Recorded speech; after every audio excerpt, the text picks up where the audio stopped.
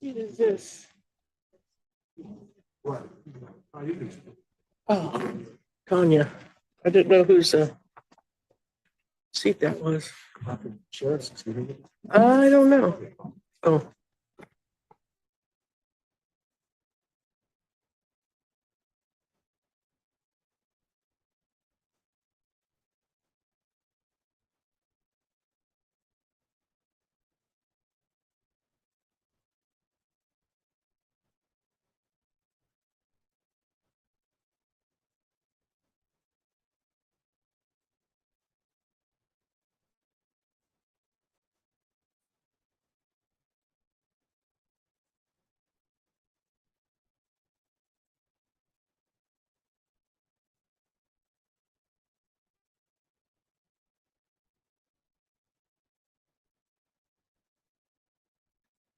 Well, good morning, everybody, and welcome to the last meeting of the year for the governing board of the San Joaquin Valley Air Pollution Control District.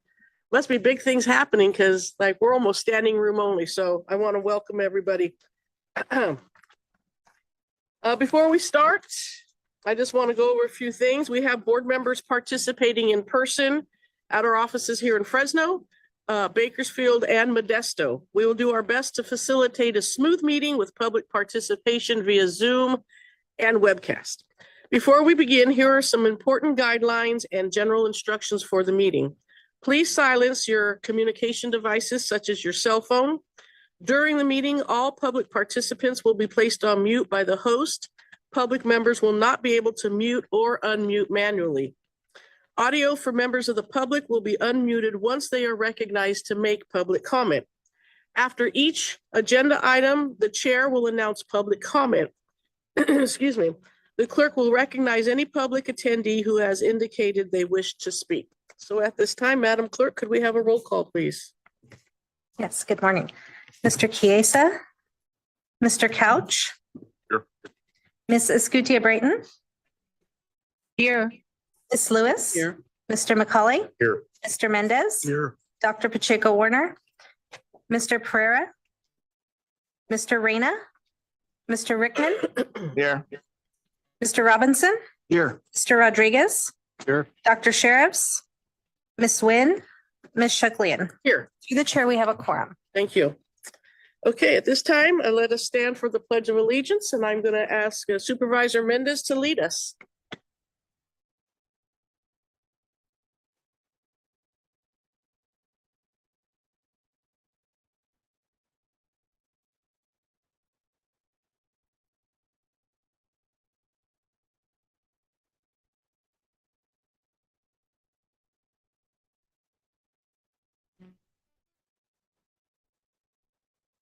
Okay, our next item on the agenda is the end of the year address by Chair Shucklian, and that would be me.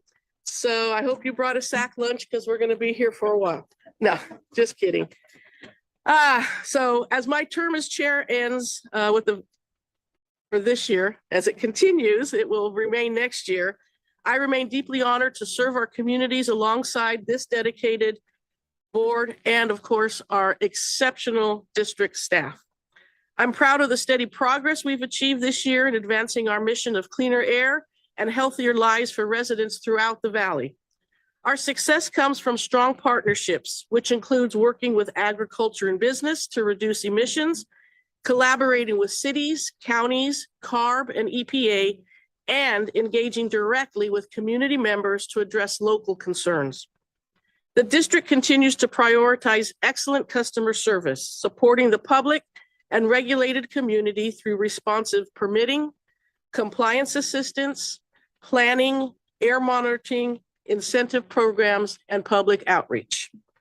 This year, our innovation and leadership were recognized nationally with the 2025 SJVAPCD Best Practice in Air Pollution Control Award for our inventory tracking system for air monitoring operations, highlighting the district as a model for agencies across the country. Good job. We advanced critical regulatory and planning efforts, met all state and federal air quality commitments, strengthened our ozone and PM 2.5 strategies, supported EPA attainment actions, and provided ongoing policy updates to our board and community advisory committees. As a result of this work, Valley air quality continues to improve. Outside of wildfire impacts, ozone exceedances have declined by more than 96%. And the 2025 ozone season recorded no violations of the federal 84 parts per billion standard at any monitoring site. We also saw meaningful progress on PM 2.5, with 93% of winter days meeting federal standards, record low exceedances, attainment of the 15 microgram annual standard, and continued progress towards even more protective air quality goals. The board's phase out of agricultural open burning reached record success this year, with the amount of wood materials traditionally burned reduced by more than 95% compared to historic peak levels across the valley. Our community-focused work under AB 617 continued to expand, delivering investments to South Central Fresno, Stockton, Shafter, and Arvin Lamont that included air purifiers, school filtration systems, cleaner residential equipment, vehicle repair and replacement programs, paving, sidewalks, bike paths, and urban greening projects. Across the entire valley, the district funded 25,202 clean air projects this year, awarding $430 million in grants, matched by $379 million in private investments, and achieving more than 17,955 tons of emissions reductions. These incentives supported replacements of agricultural equipment, forklifts, landscaping equipment, school buses, heavy-duty trucks, and public fleets, expanded electric vehicle charging infrastructure, funded local paving and bike path projects, and replaced more than 1,800 fireplaces and wood stoves this year alone. That brings a total to over 32,000 cleaner devices district-wide. We also advanced major clean transportation infrastructure efforts, including the deployment of zero-emission electric semi-trucks, the launch of a $23 million heavy-duty vehicle demonstration program, and continued progress on the $56 million I-5 electric freight corridor project, which is now moving into construction. Our direct partnership programs with residents through Tune In, Tune Up, Drive Clean in the San Joaquin, and other programs have now resulted in more than 21,000 vehicles repaired, hundreds replaced with zero-emission vehicles, and thousands of residents receiving clean air or health protection resources. And importantly, community engagement deepened through town halls, steering committee meetings, outreach events, mobile air monitoring, and the expansion of 67 clean air centers that provide refuge for vulnerable residents during wildfire smoke events. Looking ahead, our priorities remain clear: strengthening partnerships, securing resources, expanding clean technologies, and delivering real air quality improvements while continuing to meet strict federal standards. I want to thank, of course, my fellow board members for their leadership and collaboration through the year. And I also want to extend my sincere appreciation to our director, executive director, Samir, and the entire district staff for their professionalism, dedication, and commitment to public service. So in closing, I want to wish everybody a happy holiday season, happy Hanukkah, Merry Christmas, and best wishes for a healthy and prosperous new year. So thank you.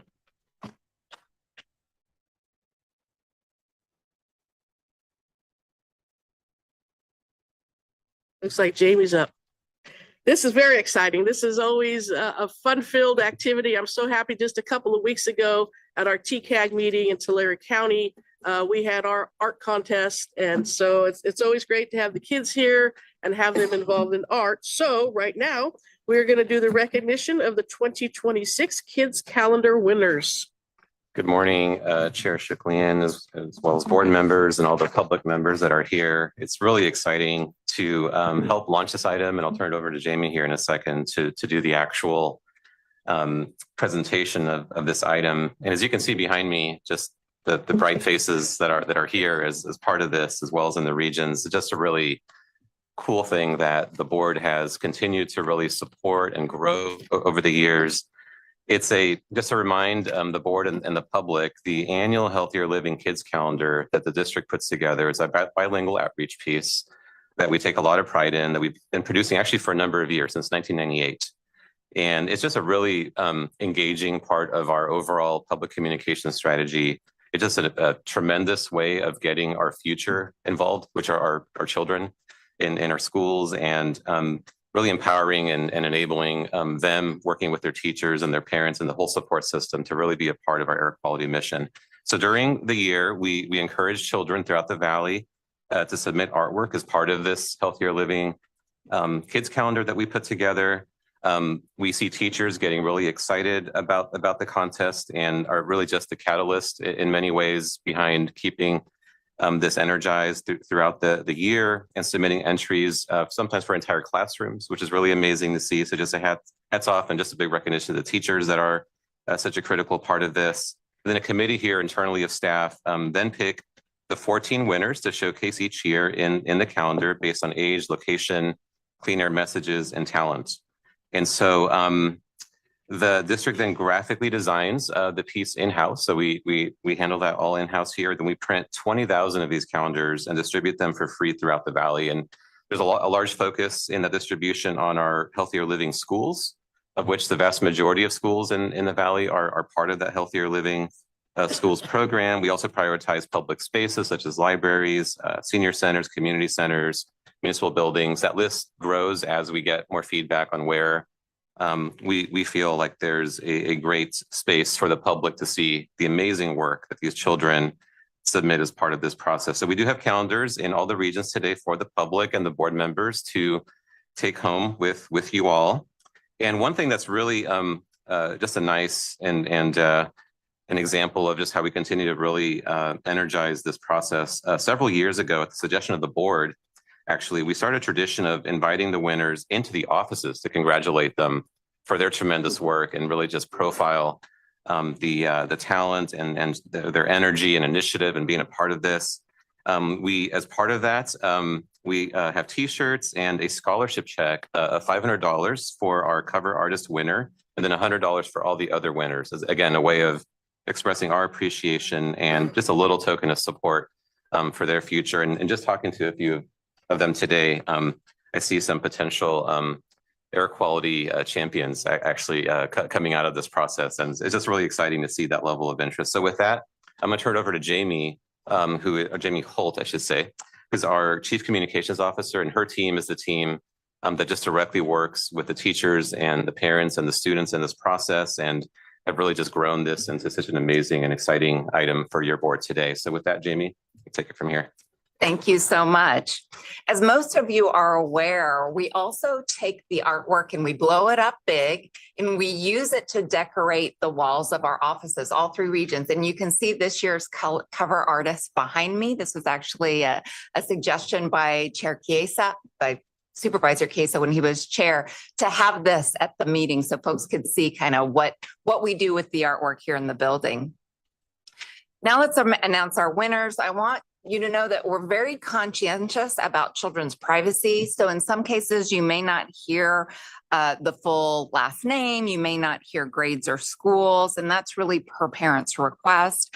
And then I also want to make a note. I know everyone's going to be super excited and want to get up to take some photos, but if I can ask that the students, parents, governing board member, everyone else can just hold off until we've announced all the winners in all the regions. And then we're going to have just a moment at the end to take photos with the students and their families. First, I want to recognize a student who is not able to be here today. That's Jack Stone. He's our June artist. He's a 5th grader from Freedom Elementary in Clovis. Now I'll recognize Heather Heinz, our Outreach and Communications Program Manager, who will recognize those students attending via Zoom.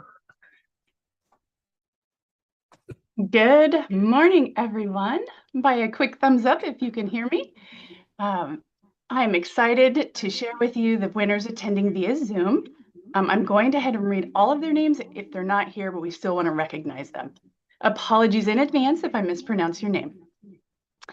We have Alexandra Diaz, who is our April artist. She's a 10th grader from the Weber Institute in Stockton. And if you could wave your hand when I say your name, if you're here, so they know it's you. We also have Harper, who is accompanied by her teacher, Miss Tuman, and she's a 3rd grader at Our Lady of Miracles Catholic School. She's our September artist. Her mom also joined us through a separate Zoom. We also had Odette Flores. She was our November artist, a 4th grader from Mickey Cox Elementary School in Clovis. And Delilah Guzman with her teacher, Miss Mayfield. Delilah was our January 2027 artist, and she's a 6th grader at Lee Richmond Elementary in Hanford, California. Lastly, I don't see him, but I do want to honor Mr. Munoz. He's a teacher at McKee Middle School in the Southern region, and he has a couple of artists in his classroom, and they'll be in attendance and introduced soon. I will now turn it over to Genesis Perez, the bilingual outreach and communication representative for our team, and she's going to introduce the winners that are in attendance in the Southern region. Quick reminder, please hold off on photos until all students have been recognized. Thank you. Hello, governing board members. As I announce the winners, I will also, is it turning? Okay. I would also like each student to make their way to the podium with their family, so they can also be seen by all regions and online.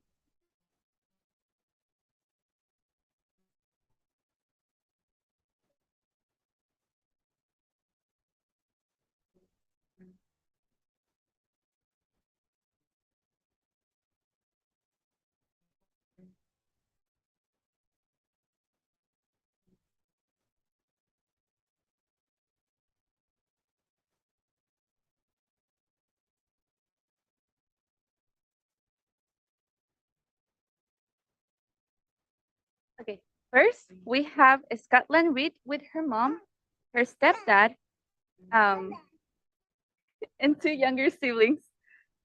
Scotland is our October artist, a 6th grader from McKee Middle School.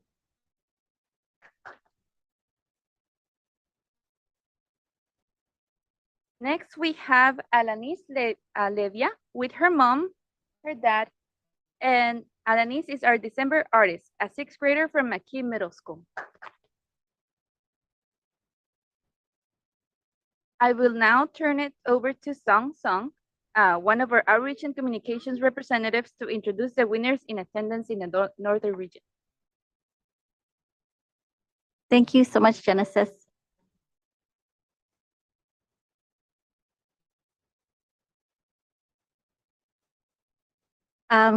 Good morning, governing board. As I announce the winners, I would like each of the winners to make their way to the podium with their family and teachers so they can be seen by all regions and online. First, we have Ashvi Pavreen Bamanani. I'm so sorry. With her dad, Ashvi is our May artist, 4th grader from Coral Hollow Elementary in Tracy.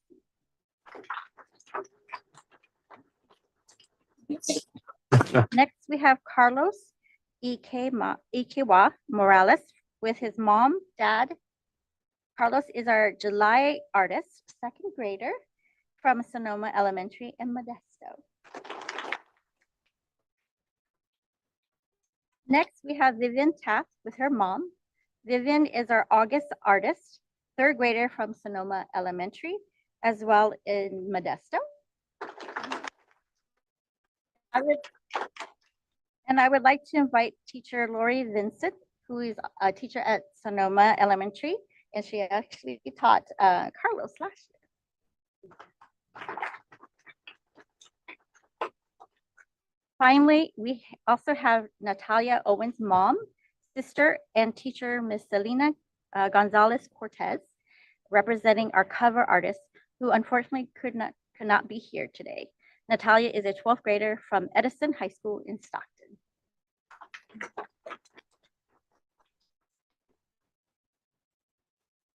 Yeah, that's fine.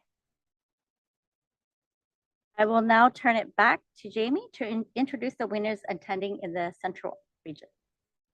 Finally, I would like to introduce our attendees here in the central office. I would like to invite the students and their families and one of their teachers who's attending to stand and make their way kind of right behind me and face our board here. First, I'd like to introduce Addison Shields with her mom and dad. Addison is our January artist, a fourth grader from Mineral King Elementary School in Visalia. Next, I would like to introduce Vicente Villarreal and his mom, dad, and brother. Vicente is our February artist, a third grader from Berinda Elementary School in Madera. Finally, I'd like to introduce Victoria Isabella Silva with her mom and dad. Victoria is our March artist, a fourth grader from Berinda Elementary in Madera. We would also like to call up their teacher, also from Berinda Elementary, Ms. Megan Hatter. We would like to thank all of our Valley teachers and their parents for encouraging their children and students to participate in this program. Now I want to have the students, teachers, families, and the regions head back to the podium. The winners here stay behind me. And if Chair Shuklian, if you would join us, and Samir, we're going to take some photos of all of the winners. We'll be really quick, but let's give them one final round of applause while we're taking photos.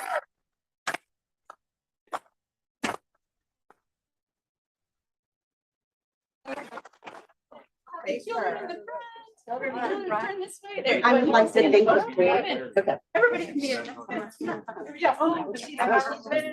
Nope, we want you. Nice, Samir. Let's put you right here. Right there you go, perfect. Yes, excellent. Oh, here, wait for her. Oh. Yes. Yes, you can.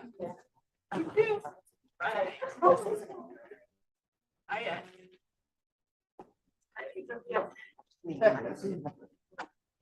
Ready?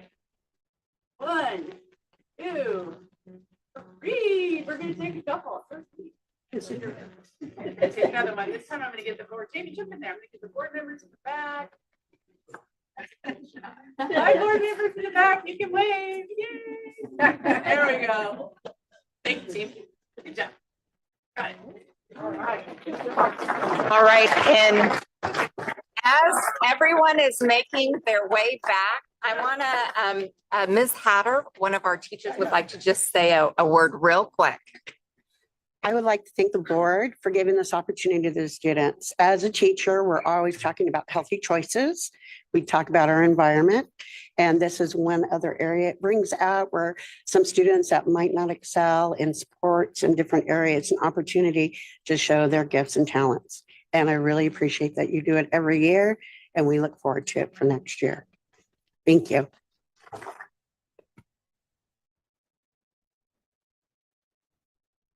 Any board comments or anything? Good, okay. I mentioned at the beginning that we just recently did this with our Association of Governments in Tulare, and Addison actually won with that too. So they reminded me of that.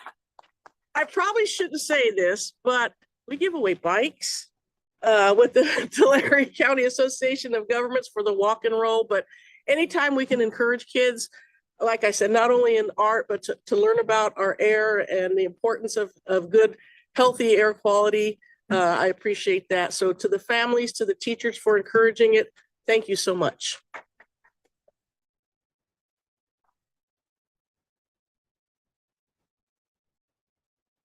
Okay. Yeah, you're welcome to stay, but so that we could have carpooled, but you probably don't want to stay for the whole meeting. Through the chair, Yeah. I'd just like to recognize for the record that Supervisor Chiesa, Supervisor Pereira, Dr. Pacheco Warner, Councilmember Reyna, and Dr. Sheriffs have all joined the meeting. Thank you. Okay, we will move on to our next item, which is just as exciting as what we just did, and that is our star recognition. Adriana? Thank you. Good morning. Morning, Chair, members of the board, Adriana Majovich, Director of Human Resources. It is a pleasure to be here this morning and an honor to be able to present the following couple items before you. As you are aware, an essential component to the district star culture is ensuring to recognize employees' contributions.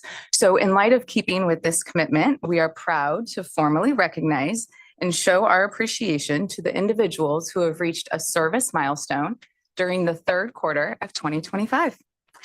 To those, we appreciate your contributions and thank you all for your just commitment and service to the district. We are excited to start in the Bakersfield office this morning and begin with 10 years of service to Alex Oregon, Senior Air Quality Inspector. Yay. I know, there he is. Good morning. Thank you. And joining Alex there by the tree for 25 years of service, Daniel Clevin, Senior Air Quality Engineer. Thank you, Alex and Daniel. Here in the Fresno office, starting with 5 years of service, we have Muhammad Mian, Air Quality Instrument Specialist. And for 20 years of service, we have Ross Badisher, Senior Air Quality Specialist.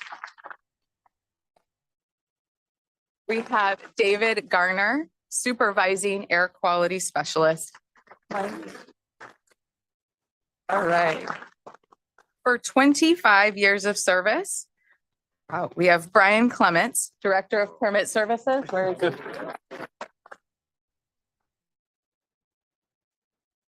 And Jatinder Gill, Senior Accountant. Congratulations, everyone, and thank you for joining us this morning. And thank you again for your commitment and your time here. We appreciate you. Spell the names. Thank you.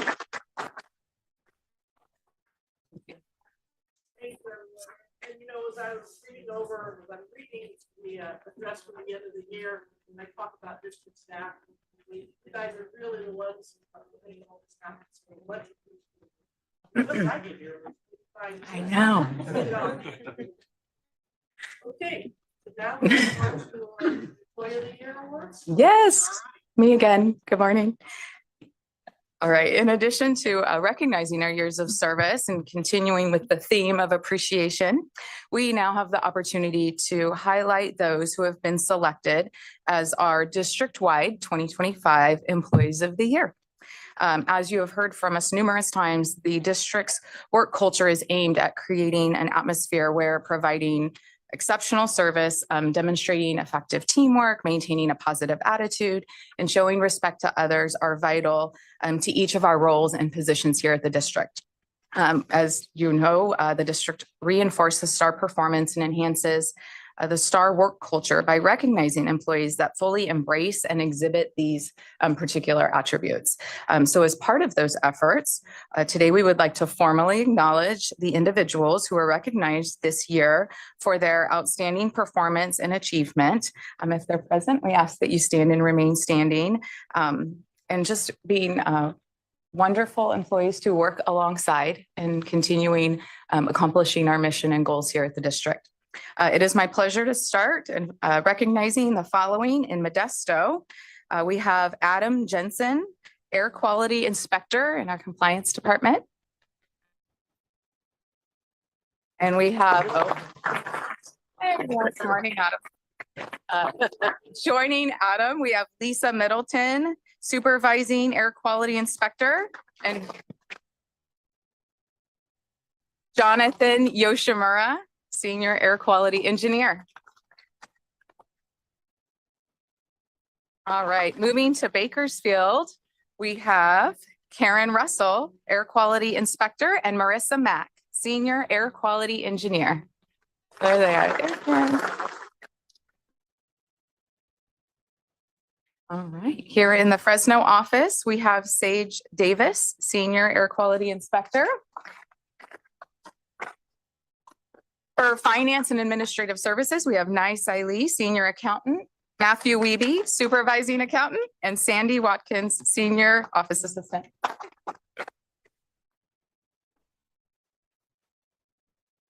For Legal, we have Maria Espinoza, Legal Technician. For Information Technology Services, we have William Chin, Senior Programmer, Kenny Farrell, Programmer, and Tim Van Dyne, Senior Network Systems Security Analyst. For outreach and communications, we have Michelle Rivera, bilingual air quality education representative.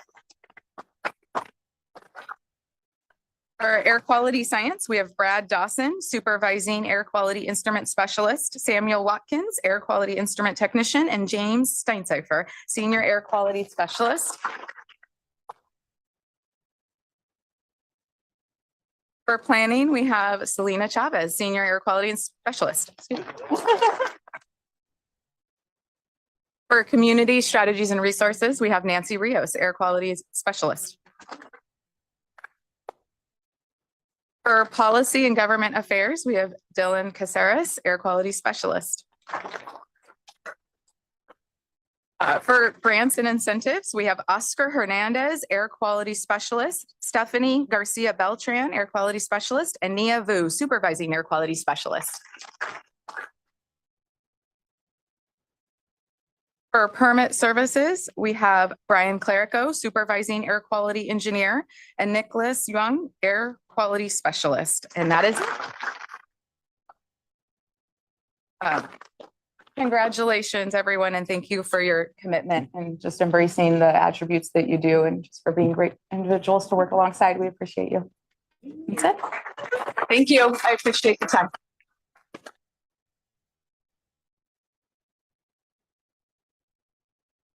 Yeah. I know. Thank you for supporting. Thank you. Thank you. Now the room is going to clear. Like-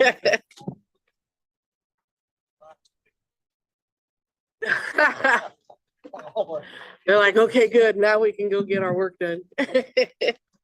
Thank you. All right. We'll give them just a second to clear. I know this is a day of recognitions. That's good. Good way to end the year.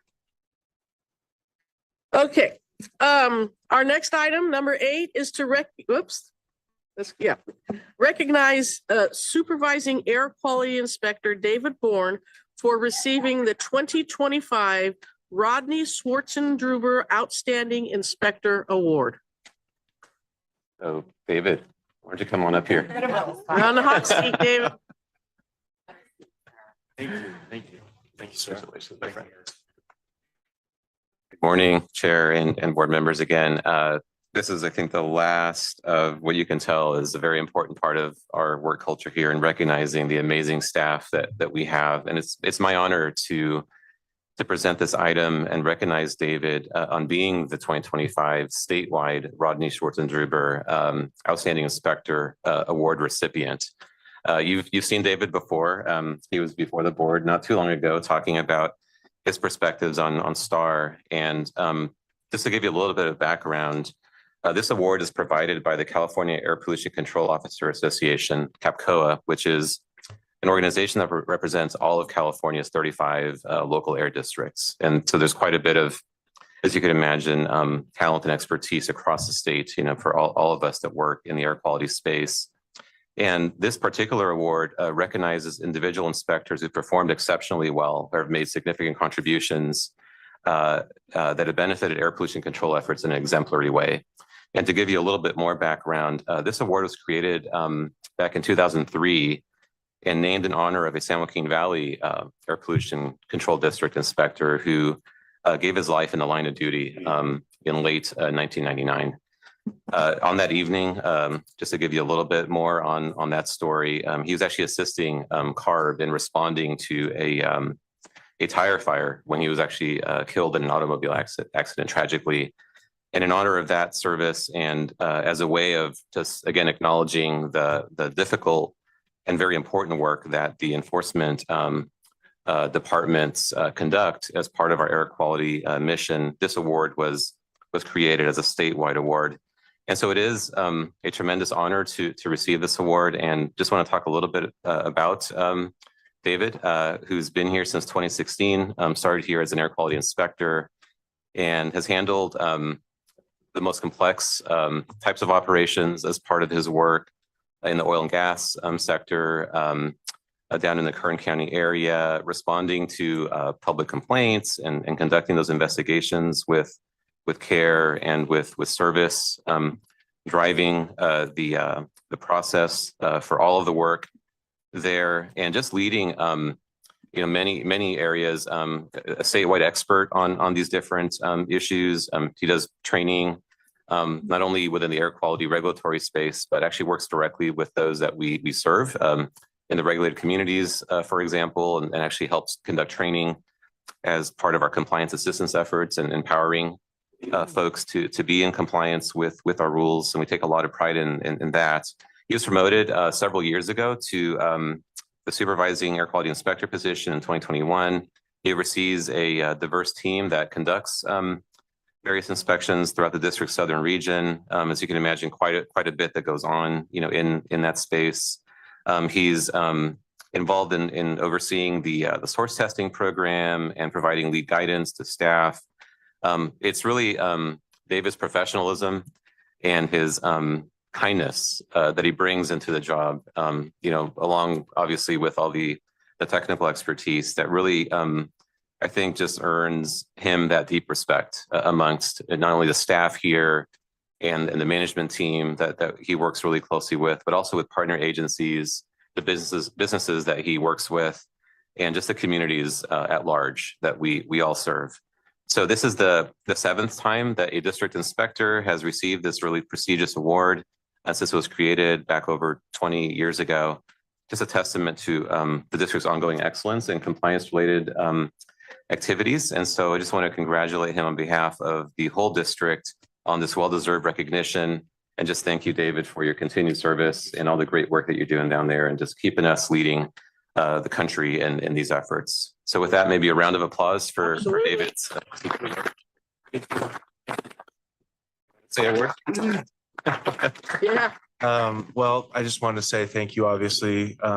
It's a pleasure to work here. And the people I really want to thank, I'm not successful if the inspectors aren't. And so thank you to all the inspectors, air quality assistants, everyone that makes me successful at my job. And I can only hope to serve them well. And thank you for the opportunity that you've given me. And I'm really grateful. Thank you. Very nice. Thank you, David. Thank you.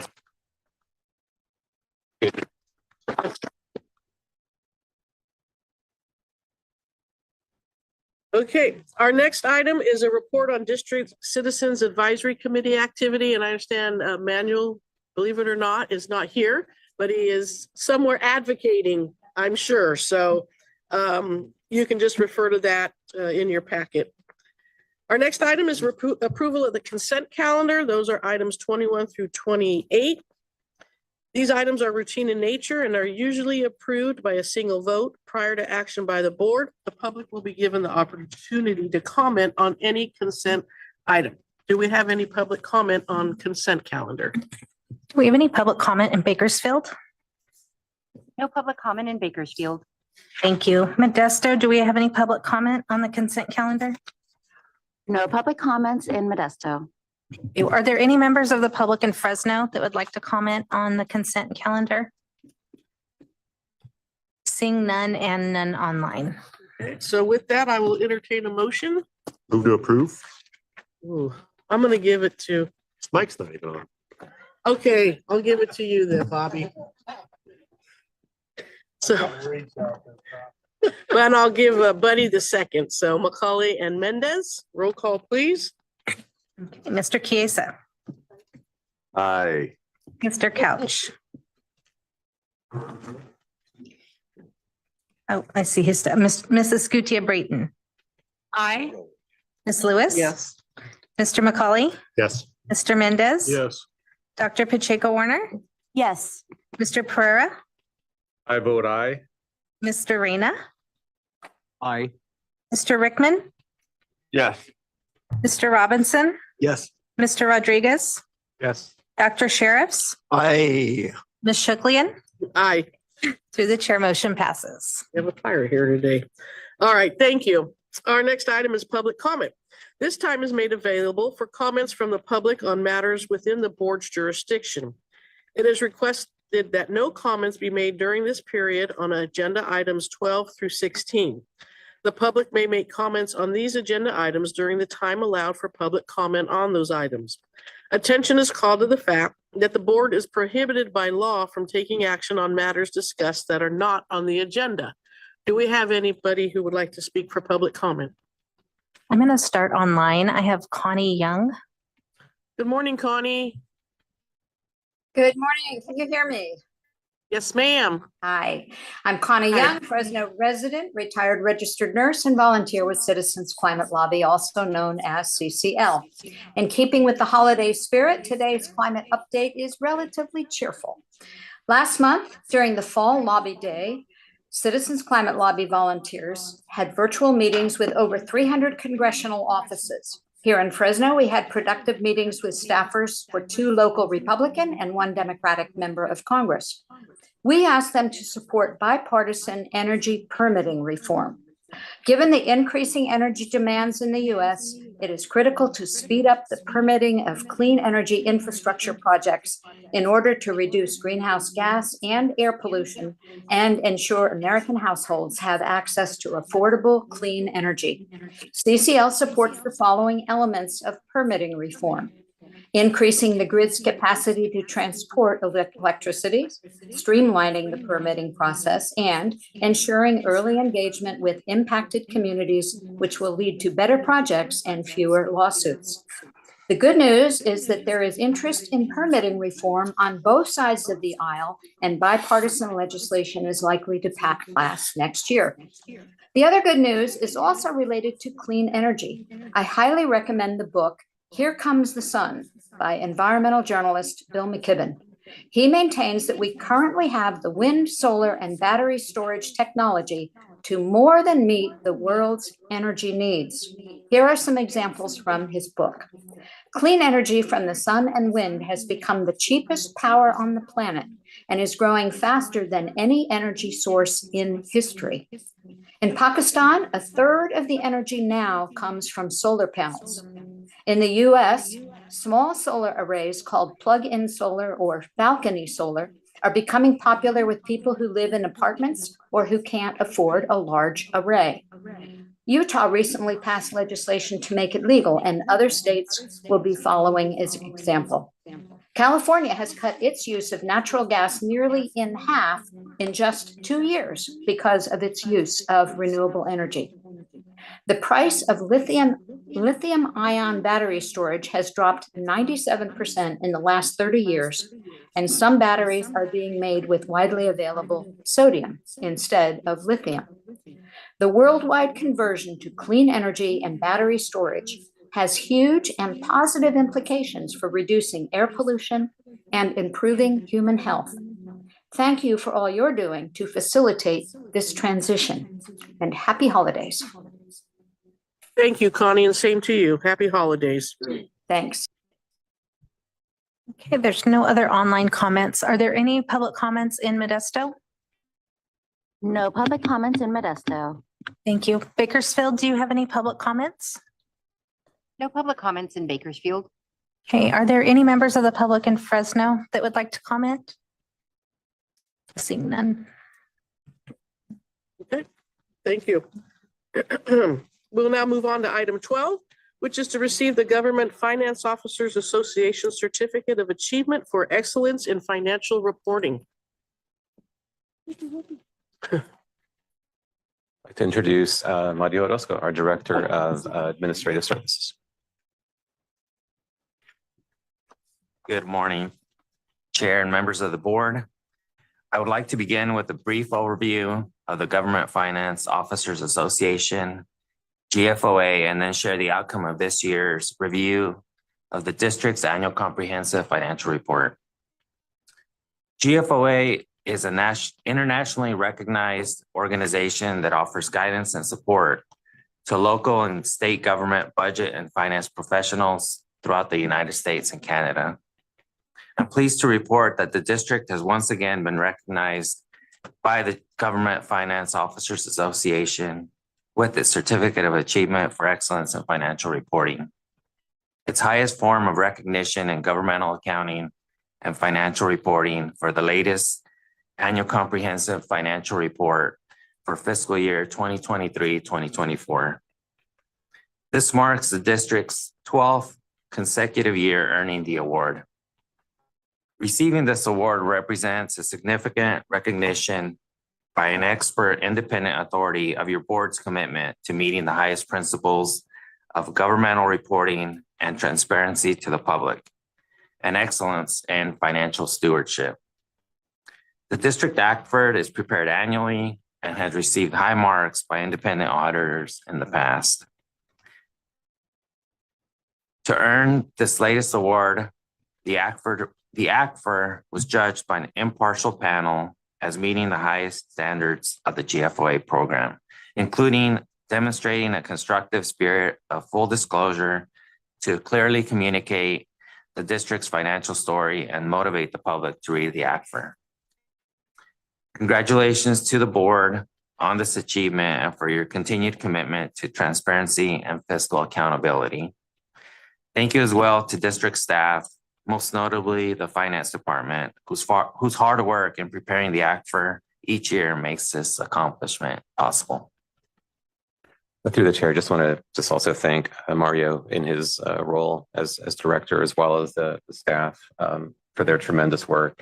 He's got a great team who really just keeps up to date on all the financial guidance and requirements, and does a really terrific job within the district and putting in all the proper controls, and just a tremendous level of talent in that group. So just congratulations to them, and then just thanks to the board for just constantly prioritizing this is as a key priority for the district. So just want to appreciate the board's guidance as well in this whole process that we go through every year. Of course, thank you. Dr. Sheriff, you have a comment? No, thank you. And, a testament to transparency. And also I'd suggest 12 years running now. If that's not a dynasty, I don't know what is. Thank you. Okay. Seeing no other board member, do we have any public comment on this item? Bakersfield, do you have any public comment? Public comment in Bakersfield. Thank you. Modesto, do you have any public comment? No public comment in Modesto. Thank you. Are there any members of the public in Fresno that would like to comment? Seeing none and none online. Okay, thank you. Thank you. All right, our next item is an update on AB 617 implementation. Good morning. I'd like to introduce Stephanie Ng, our Director of Community and Strategies and Resources, who's going to walk the board and the public through this update that we provide every year as part of the reporting process. Just really excited to introduce this item. Represents quite a bit of work throughout the year, and Stephanie is doing a terrific job in keeping these efforts moving forward. So with that, Stephanie, go ahead. Thanks, Samir, and good morning, Madam Chair and members of the board. I am delighted to be here today to present to you all an update on the implementation of AB 617, or the Community Air Protection Program. AB 617 continues to be a really important way that we engage locally on air quality issues. And so today I'll be highlighting the work that we've done over the past year and kind of what's ahead. Before I dive into the update, I did want to take a step back and kind of talk about how the implementation of this program fits into the broader scope of the district's community engagement efforts. Through your board's direction, the district has a long history of prioritizing meaningful community engagement on the district's air quality strategies. That includes building upon and establishing relationships that increase air quality awareness and also increase the ability for individuals to utilize our various services and resources that the district provides. It also includes identifying and leveraging different clean air opportunities, and really importantly, finding opportunities to share the successful approaches that we've learned through our community engagement work across communities. Back in 2017, to address community level air quality concerns, the state did enact the Community Air Protection Program under AB 617 as a part of a legislative deal to extend the cap and trade program. And that really brought to us here in the Valley a unique opportunity to bring in additional clean air resources and attention to Valley disadvantaged communities to assist with the district's ongoing clean air mission. The Community Air Protection Program, I'll talk about it a little bit more through the presentation, but it really provides so many opportunities to support Valley-wide efforts with an additional focus on the state selected communities. Just as a brief reminder, CARB does select communities. These are, as the state defines, disadvantaged communities, they're under-resourced communities. And these communities are selected to receive additional focused clean air resources. And in each of these communities, we've worked with different community-based organizations, residents, businesses, government organizations, and a whole variety of other stakeholders to develop what we call a community emissions reduction program, or CERP. And essentially, that is created to help mitigate and reduce local air pollution. And so in CARB's AB 617 blueprint, you'll hear me mention that a couple times in the presentation, that is essentially their guidance document. And it requires air districts to prepare these annual progress reports summarizing CERP implementation and to submit these to CARB. It is a requirement that these be posted publicly by October 1st. We actually do meet and exceed that requirement. We actually post monthly updates in both English and Spanish to our websites to share with the CSC, the public, and CARB on this progress. And as a part of this process, though, we have shared draft copies of a more comprehensive and super interactive annual report to community steering committees, or CSCs, for their review. And these reports are, of course, what we're doing today, presented to you all ahead of their submittal to CARB. I talked about this a little bit already, but these are our selected communities. We have, since 2018, been working with 4 communities in the Valley: South Central Fresno, Shafter, Stockton, and Arbor-Lamont. And in all 4 of these AB 617 communities, they're kind of in various stages of implementation. I know today I won't have enough time to talk to you all about all of the things we've been up to, but I did just want to take a moment to highlight a few key accomplishments across all 4 of our communities. We've exchanged over 2,100 lawnmowers across various events in all 4 of our communities. Fun fact, that number is more than double the number that we presented to you all last year in our annual progress report to you all. And a big part of that is really great partnership that we have with Valley Clean Air now, or Valley CAN, we've continued to work with to enhance these events. We've been able to combine them with our vehicle repair or tune-in tune-up program. At all of these lawnmower events, we also bring out staff to sign people up for our AB 617 Clean Air Rooms program so that we can get residents in-home purifiers mailed directly to their homes. And so these events have really turned into a really great opportunity for residents throughout the community to take advantage of multiple district programs. There in the middle, I just want to highlight a really big milestone. We kicked off paving, sidewalk, and bike lane projects in Shafter, Stockton, and Arbor-Lamont. That photo is, of course, of Samir and Supervisor Couch earlier this year at a groundbreaking ceremony in the La Colonia neighborhood in Shafter. Community members are so excited for a really substantial project in that community. We've done lawn equipment replacements and partnerships with schools. We get such great feedback from schools that the equipment is easy to use. It's much quieter. It's much cleaner around students. And so it's really been great to partner with a lot of schools throughout our 617 communities. We have tree planting efforts that are underway. There's been tree plantings that have happened across schools and different businesses. And of course, in close partnership with Jamie and her outreach and communications team, we continue to prioritize outreach in these CERP communities and beyond. It's super important for us to get the message out about, what programs folks can take advantage through 617 and all of our district resources. So we've really prioritized getting out into, especially, in the communities in general, but especially schools, to talk to students and parents and teachers. Through the Community Air Protection Program, there's been a major investment in the Valley's low-income and disadvantaged communities. I did talk a little bit about our 4 AB 617 communities. In those communities, we have $146.2 million committed to various clean air efforts through those CERPs that we're kind of underway right now, getting funding out to different projects. These are ag equipment replacements. These are vehicle replacements. These are air purifiers. But as I mentioned at the beginning of the presentation, this program has really allowed us to continue to invest kind of in communities all throughout the Valley. And to date, we have invested $256 million in various clean air measures throughout the whole disadvantaged communities throughout the Valley outside of those 617 communities. Those are, again, school bus replacements. Those are replacing equipment. So a lot of clean air improvements that are happening through this program. And kind of through your board's direction, we have also, one thing that we've really learned from this program itself and working in the 617 communities is the huge need to continue to work with, many Valley communities. And so this year we've continued to prioritize that. Of course, we're still working with our AB 617 communities, those formally selected, but we've continued to prioritize getting out into other communities this year. For just a few, for example, include Delano, Visalia, Lost Hills, Madera, just to name a few. And really a key part of this program is ensuring that these community air protection funds are really bringing significant air quality improvements to the valley. And so again, I just wanted to highlight a key part of this is, of course, the emissions reductions that are happening through this program. To date, for the $337 million that's been invested in both 617 communities and low income and disadvantaged communities across the valley, we're seeing over 12,000 total tons reduced of PM and NOx, which is definitely bringing significant clean air improvements to valley communities. So I kind of highlighted just a few high-level things about the program, and I actually wanted to take a moment to go through our actual report.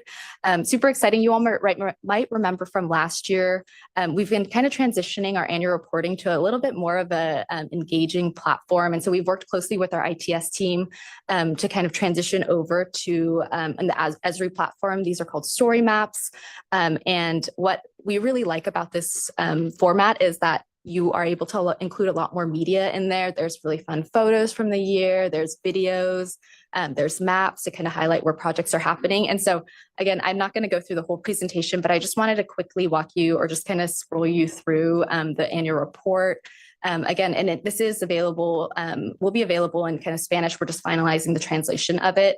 But as you can see, you can kind of scroll through. It talks about the timeline and kind of overall about, AB 617 generally through the whole valley. But it scrolls you to this map and you can kind of go in and zoom in on different communities. If you want to learn, what's going on in the Shafter community, you can click here and you can jump to that section of the annual report in which you learn high level, what we've been doing in Shafter. It lets you slide through kind of different highlights. Each community has several highlights that we've kind of emphasized, and you can scroll through different pictures and there's videos in here. So again, I'm not going to go through the whole thing, but it's definitely, we've gotten great feedback from community members and stakeholders alike that this format is, I think, a little bit more engaging, a little bit easier to digest.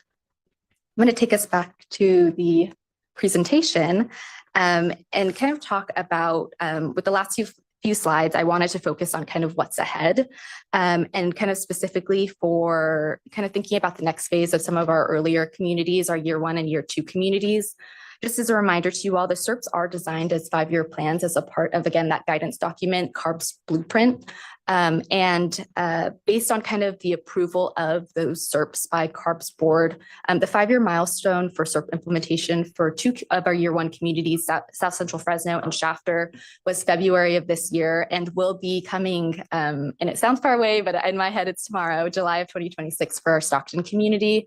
And really in accordance, again, with CARB's blueprint, the district has really worked closely with CARB to kind of understand what this transition is looking like. We're still continuing to work with them because this is kind of new territory for us of kind of what happens next with the program. And so we've continued to work closely with community members to kind of ensure a smooth transition from kind of this in-depth SERP implementation to maintenance of the program's commitments.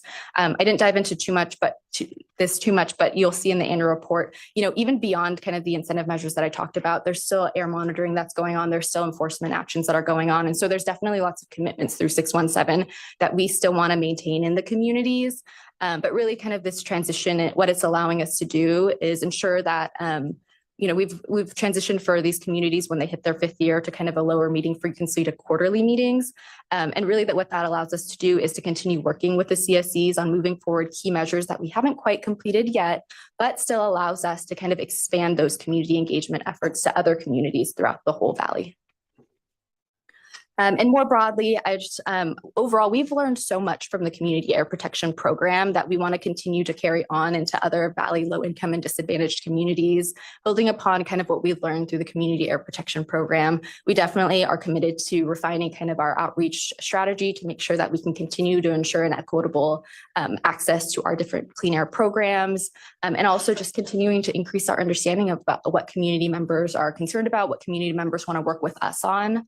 That kind of continued focus with community members includes providing them with localized data, resources, and different accessible information, whether that's bilingual flyers for them or coming out to, provide a presentation on our compliance efforts. It can look like a variety of different things. And we also, of course, have a huge commitment to continue to transparently communicate in a very community-friendly way, just as part of our core values of continuous improvement.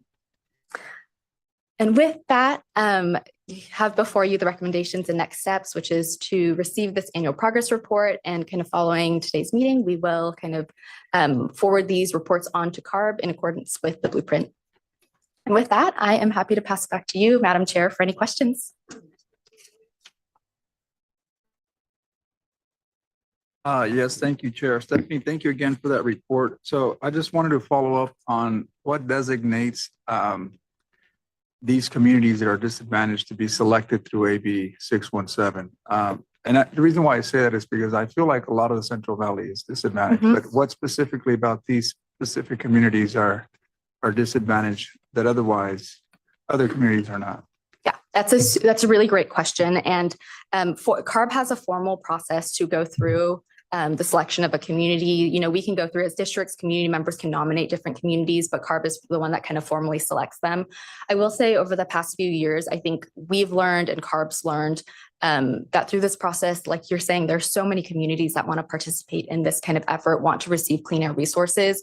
And so CARB has kind of transitioned some of the work to kind of away from that formal selection and more of kind of these community air grants that they have that community groups, community members can apply into to do this kind of work in their communities. So they have at this point kind of transitioned away from the formal selection.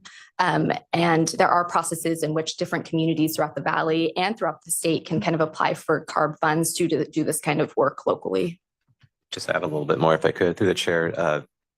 You know, when you a little bit more on this topic, the board has we've had some really good conversations in the past about, you know, sort of kind of given the valley's just overall challenges, you know, in terms of you know, whether it's you know, relatively lower income, maybe compared to other parts of the state, and you know, some of the other things that, you know, may be a part of thinking about what might be quote unquote a disadvantaged community. There's a map the state's developed that has come before the board a number of times for conversation, and in that map is the state's CalEnviro screen map. They look at a variety of factors. There's economic indicators, there's environmental indicators, and when you add it all up, kind of overall for a statewide kind of look at this, you're right. The valley, big parts of the valley, the vast majority of the valley actually kind of falls in the higher band of the, you know, sort of the overall, you know, kind of assessment there for different communities throughout the state. And so, of course, you know, we use that as part of the conversations that we have at the state level too, about how important it is for the resources to come to the valley, because amongst the top most sort of impacted parts of the state across all those different factors are in the valley. And so it's a big part of, you know, the conversation. And you're right, you know, most of the valley's communities, you know, I think can make a good case for, you know, why, you know, these resources should be coming there. So, which is why, you know, in addition to, in this report, it's kind of more specifically focused on, it's a technical report that's part of these sort of 4 officially selected communities from, you know, several years ago. But we've also, and the board's very clear about this, we also have been working, you know, everywhere there's an opportunity, you know, especially when there's interest from residents, we want to meet them there and really just provide the information, provide the resources. These funds, as you saw from Stephanie's presentation, you know, are available valley-wide. And so we're, you know, while we're continuing to work through the formal process, which is really important, you know, for these 4 selected communities by the state, we're also in parallel and in a much larger way, you know, working on all the communities where we can, you know, make that difference. And these resources are available as well. So it's, and then I just want to add one last point that in the last legislative session, it's just a little bit of a reminder, it didn't come up in the presentation, with the cap and trade kind of reauthorization that happened this last year.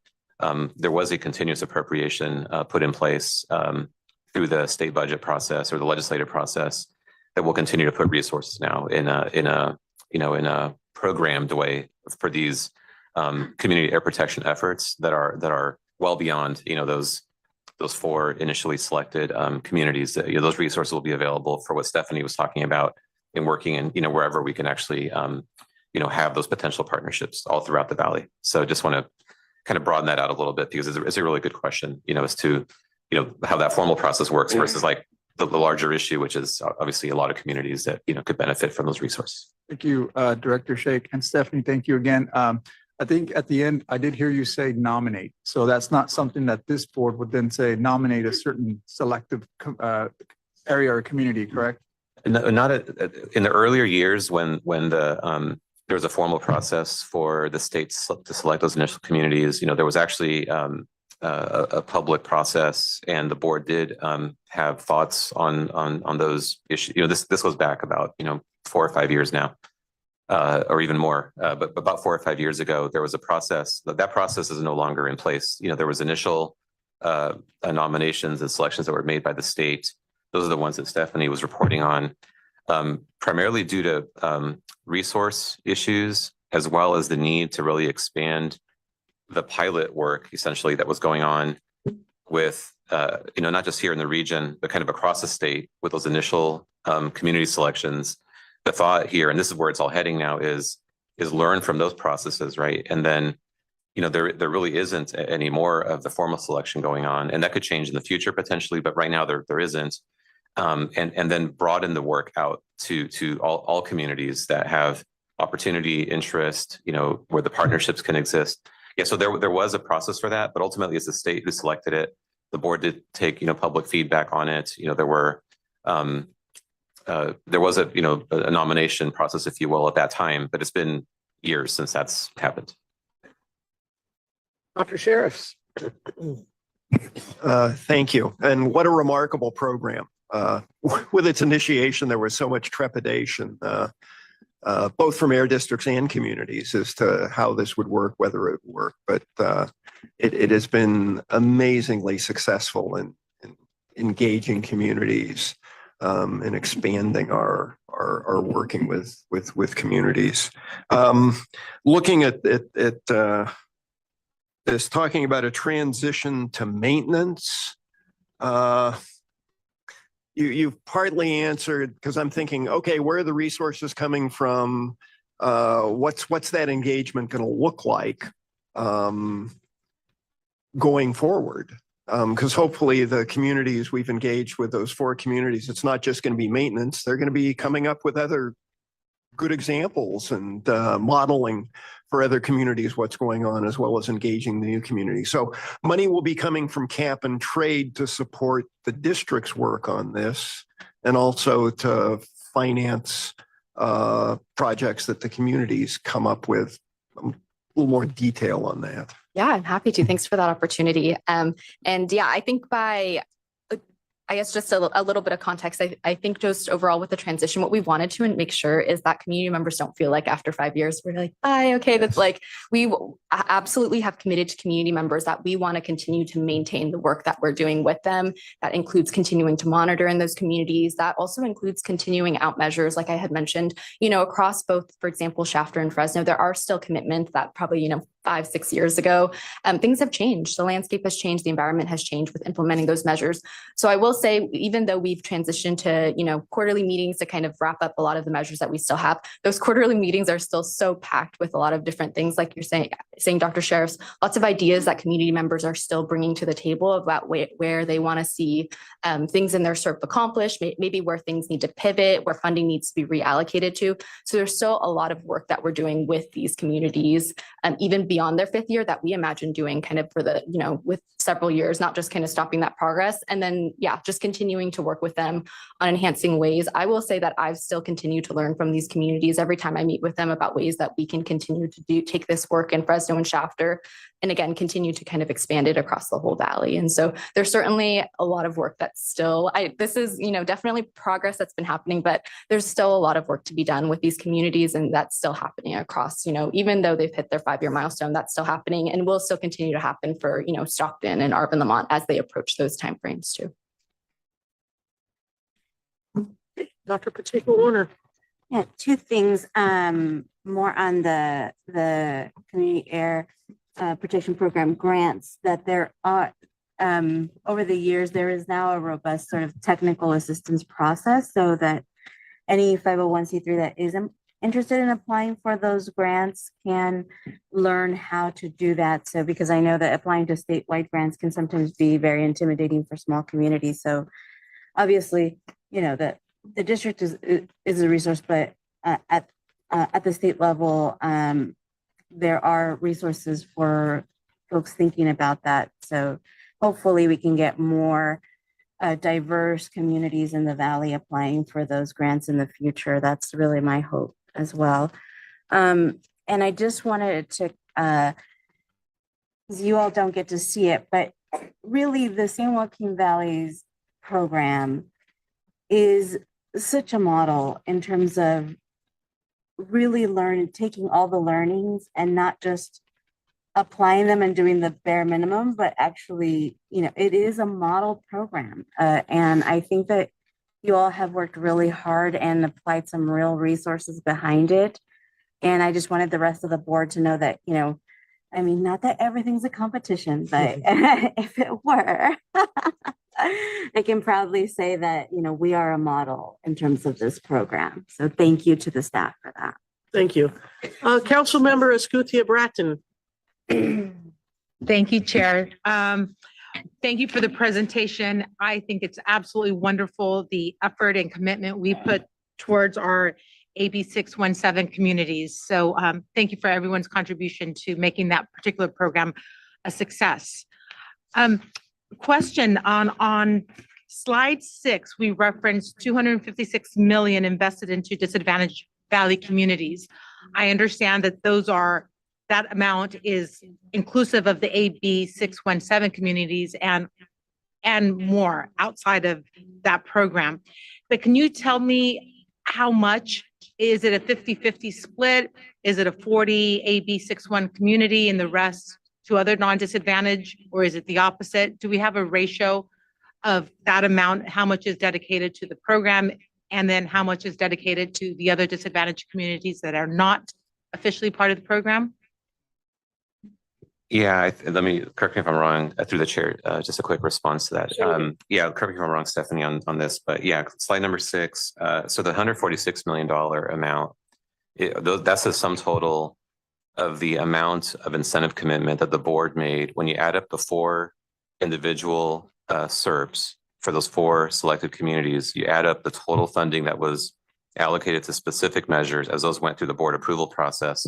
That's what that number represents, the 146 million. That's a total commitment. The 256 million is in other communities throughout the Valley, how much has been provided so far just through this funding source. By the way, I want to be clear, it's one clarification because there's a lot of different things that we do. There's other funding sources, through Farmer and Moyer and a variety of other funding sources, the majority of which are also provided Valley-wide, the majority of which do benefit quote unquote disadvantaged communities as well, but just kind of within the context of this specific funding source. That's kind of the breakdown. Oh, I see. Yeah. Okay, thank you. And you did reference the Stockton coming to their 5th year next year in 2026. And you did already address a little bit of what that looks like. But more specifically, when a designated city reaches their anniversary date or their end of their term on the designation, what's the process for CARB to determine whether they will continue or if that will conclude? And I understand we will continue to engage that community. The efforts towards their progress will continue with us. But in terms of their official designation from CARB, what does that particular process look like? That's a really great question. I'm happy to clarify. And this is something that we continuously are still working with CARB on pretty regularly. We have regular meetings with CARB and other air districts to kind of talk about what this kind of transition looks like because other districts are experiencing this with their communities as well. The kind of guidance that CARB has put out there, and again, I'll kind of refer to what they use as their kind of blueprint, is that they kind of have it's pretty similar to our view in that CARB is committed to kind of working with communities still to kind of close out those CERT measures. And so again, as for example, Stockton kind of approaches that milestone, something that's helpful for us is we really want to try hard within those 5 years to kind of close out as many commitments as we can in the CERT, kind of as has been directed by the blueprint. But through this process, we have been learning through Shafter and Fresno that it is possible and is likely that we'll still need time beyond those 5 years to continue this work. And so I will say, as a district and kind of CARB, they've committed to continue to work with Stockton again to try and close out these incentive measures, continue the work so that we can kind of continue on with those commitments that were made across all the CERPs. Okay. Okay, okay. All right. Thank you. Thank you. Supervisor Robinson. For Stephanie, good job on your 617 efforts. My question is, if the objective here was to learn, if these communities are case studies, what was our main takeaway? What did we learn? But what are we able to take mainly and apply it elsewhere? Was it community engagement? Was it the equipment swaps? What's the number one thing we learned? Yeah, I mean, I think there's a couple of things that are on my mind. Samira, I'm gonna let you jump into like if there's anything you wanted to add. There's a couple of really prominent things that come to my mind through this program. I'll start with just the kind of great things that we've learned from working robustly with community members that are ones kind of in their communities. They're the eyes in the community. They experience things. We've gotten really great feedback on how to, for example, implement a lot of our programs. Like some of the models that we have for kind of doing outreach in the community, for implementing different measures come directly from the community members that we work with, which has been so helpful to make sure that we can help, again, kind of work through those CERP commitments. Something else that I will also talk about a really high level, because I think it's been really impactful for me in the work, is the really broad scope of agencies that it takes to do this kind of work. 617 alone, the amount of agencies that we work with on the day-to-day to kind of work on all of these different measures has been tremendous.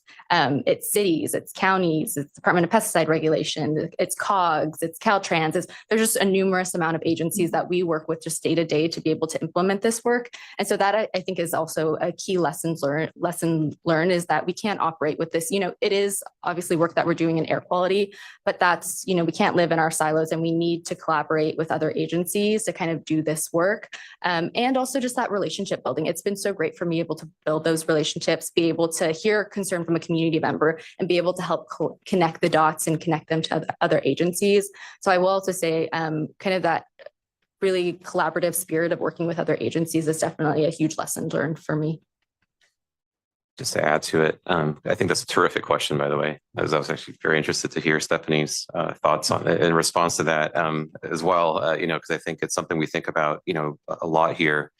But I just want to be just a short response through the chair here on this, kind of from my perspective. I think that the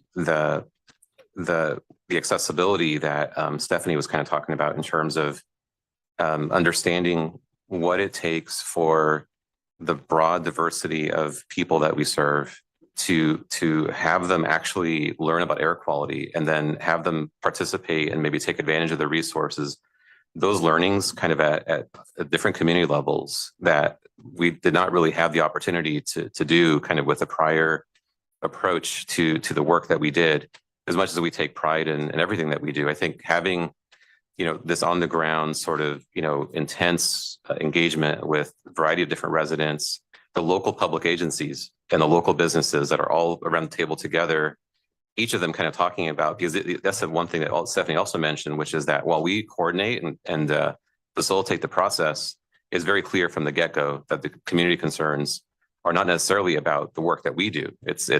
We play a role in that, but it's everything from, streets and sidewalks to pesticides, to land use, to state agency, a variety of different state agency roles.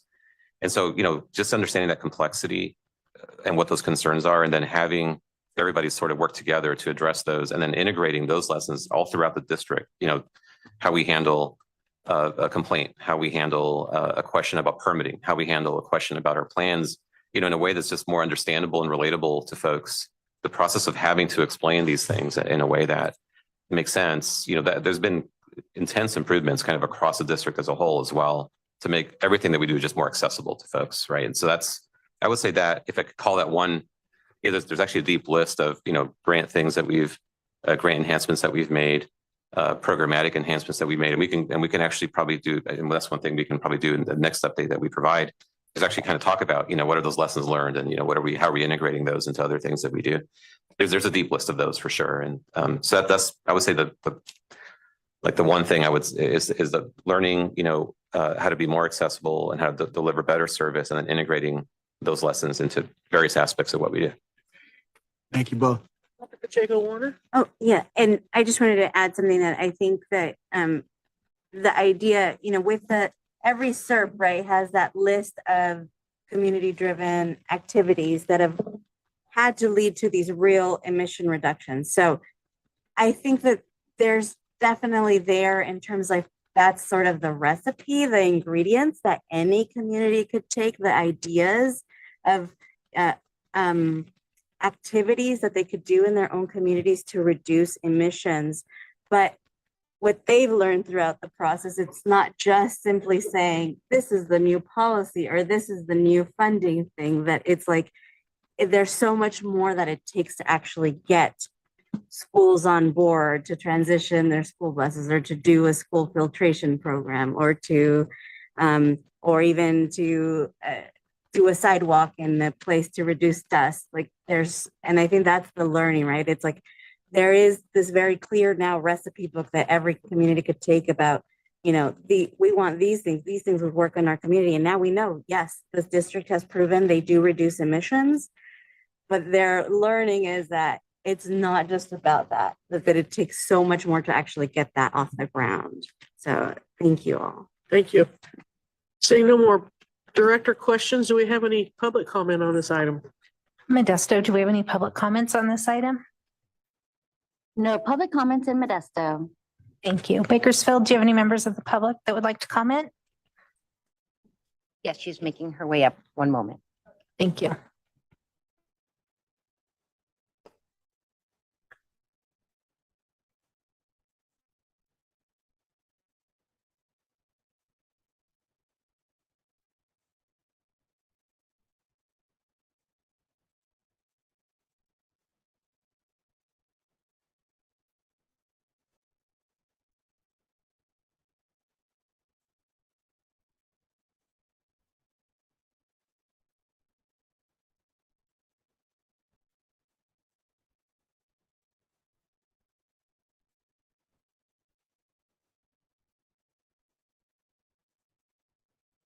Good morning, Good morning. morning. I'm Jasmine Martinez, Kern County resident and coalition coordinator with the Central Valley Air Quality Coalition, or CVAC. For 23 years, CVAC has worked with our coalition members across the region to restore clean air to the San Joaquin Valley through community education, engagement in the state implementation plans, and policy advocacy with a focus on environmental justice communities, which folks have said many of the communities here in the San Joaquin Valley. AB 617 is a really powerful program that places community members at the center of planning and implementation to address local air quality and cumulative impacts. And CVAC has been engaged on multiple levels. So our director serves on the CSC in Stockton.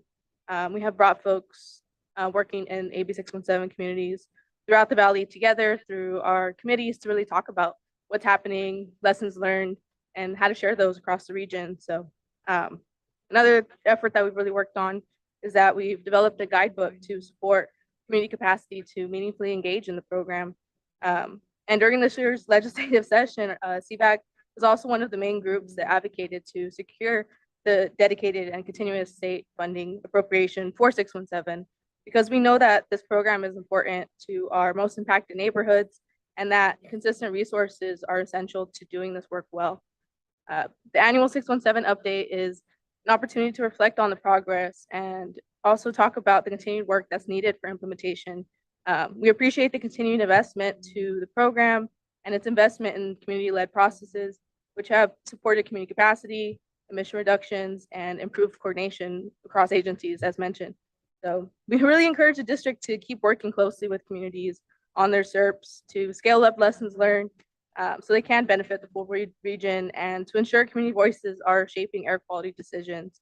CVAC and its members really remain committed to this program and want to stay closely connected to how we can support implementation in this next phase, and look forward to continuing to strengthen this program and ensuring that it delivers the air quality and health benefits to the community members that are most impacted by air pollution. So yeah, just really saying that we're here and ready to continue to work through all the different questions that come up with this next phase, and really, yeah, just want to stay coordinated with you also. Appreciate all the work and all of the thought that's going into that.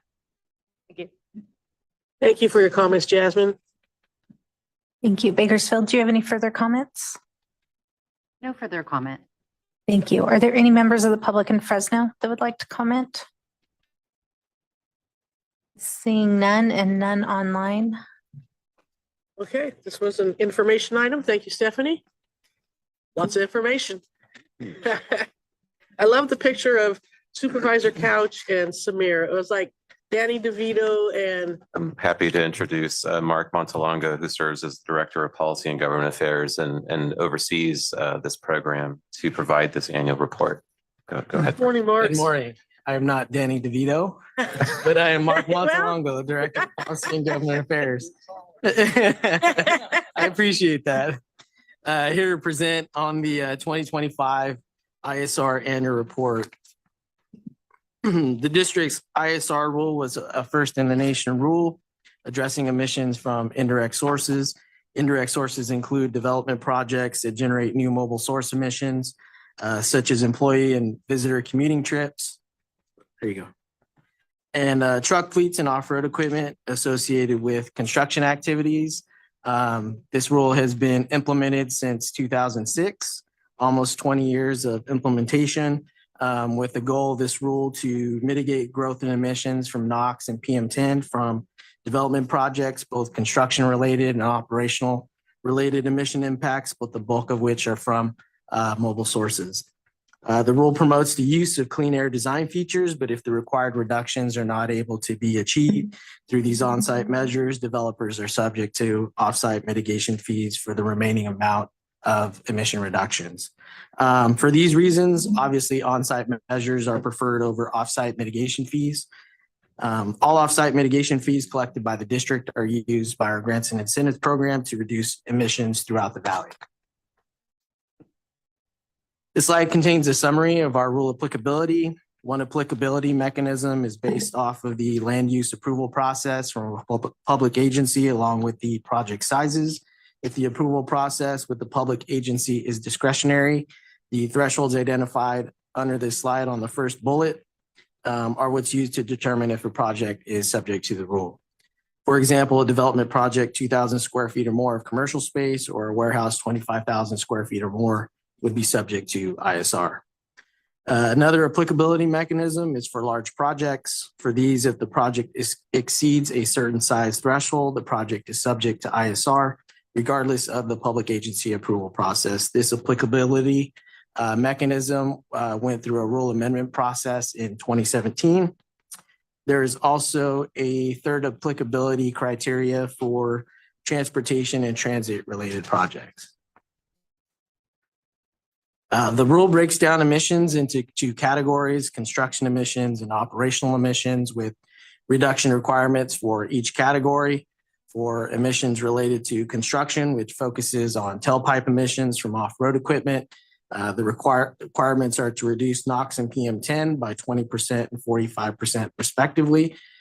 For operational emissions, which are based on a 10-year period, the rule requires reductions of NOx and PM10 emissions by 33.3% and 50% respectively when compared to the unmitigated emissions.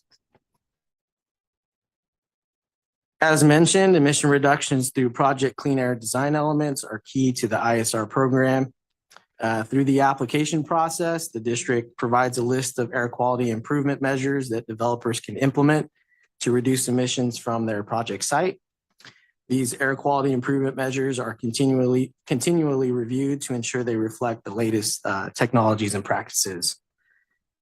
Since the majority of the emissions from development projects are from mobile sources, such as much of the focus is on utilizing clean construction equipment, clean operating fleets, and reducing vehicle miles traveled. Developers also implement other measures, such as those related to energy efficiencies, and zero emission infrastructure. Solar panel systems and electric vehicle charging stations are just a couple of examples. The benefits to implementing on-site clean air measures result in emission reductions achieved immediately and are permanent. Those reductions directly benefit local communities and reduce and eliminates the need for developers to pay off-site mitigation fees. After all the on-site clean air measures are identified and taken into account, developers are subject to mitigation fees to cover the remaining emission reduction requirements under the rule. The funds received are invested back into the valley through the district's grant and incentive programs to fund programs to reduce air pollution in the valley, which consist of those listed on this slide. Essentially replacing old diesel-powered ag equipment, purchase of electric vehicles, and replacing high-emitting trucks. Sorry, a few examples. As far as this year's activities, we received 351 ISR applications. Through the assessment of these ISR applications, the projected emission reductions total over 1,500 tons from the use of on-site clean air project design elements and over 3,000 tons of on-site mitigation fees.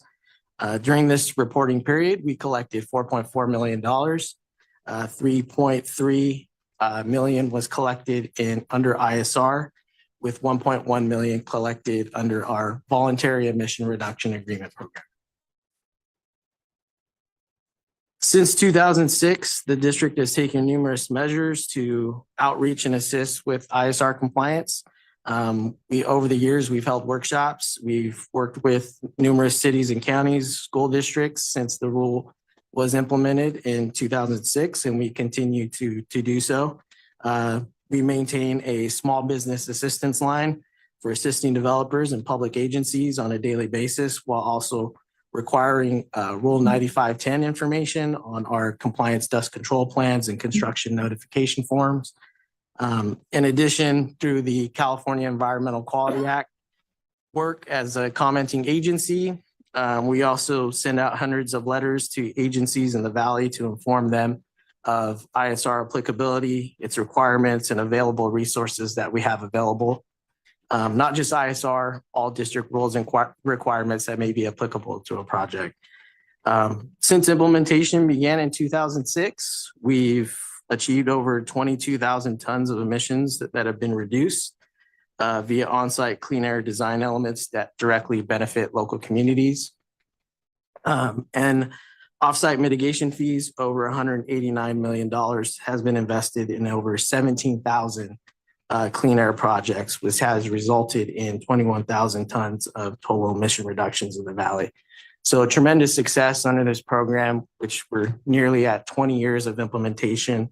I would also like to add, we've been approached over the years by other regions that have looked at our ISR program as a model. Other regions such as Oregon, Washington, Colorado, over the years, trying to understand our rule requirements and how implementation is going. So it's really a model for other regions throughout the country.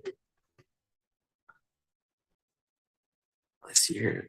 As with any of our programs, the district is continuously seeking to further enhance ISR, its rule, its requirements in light of new technologies, federal and state and local regulatory environment surrounding mobile source emissions and indirect sources.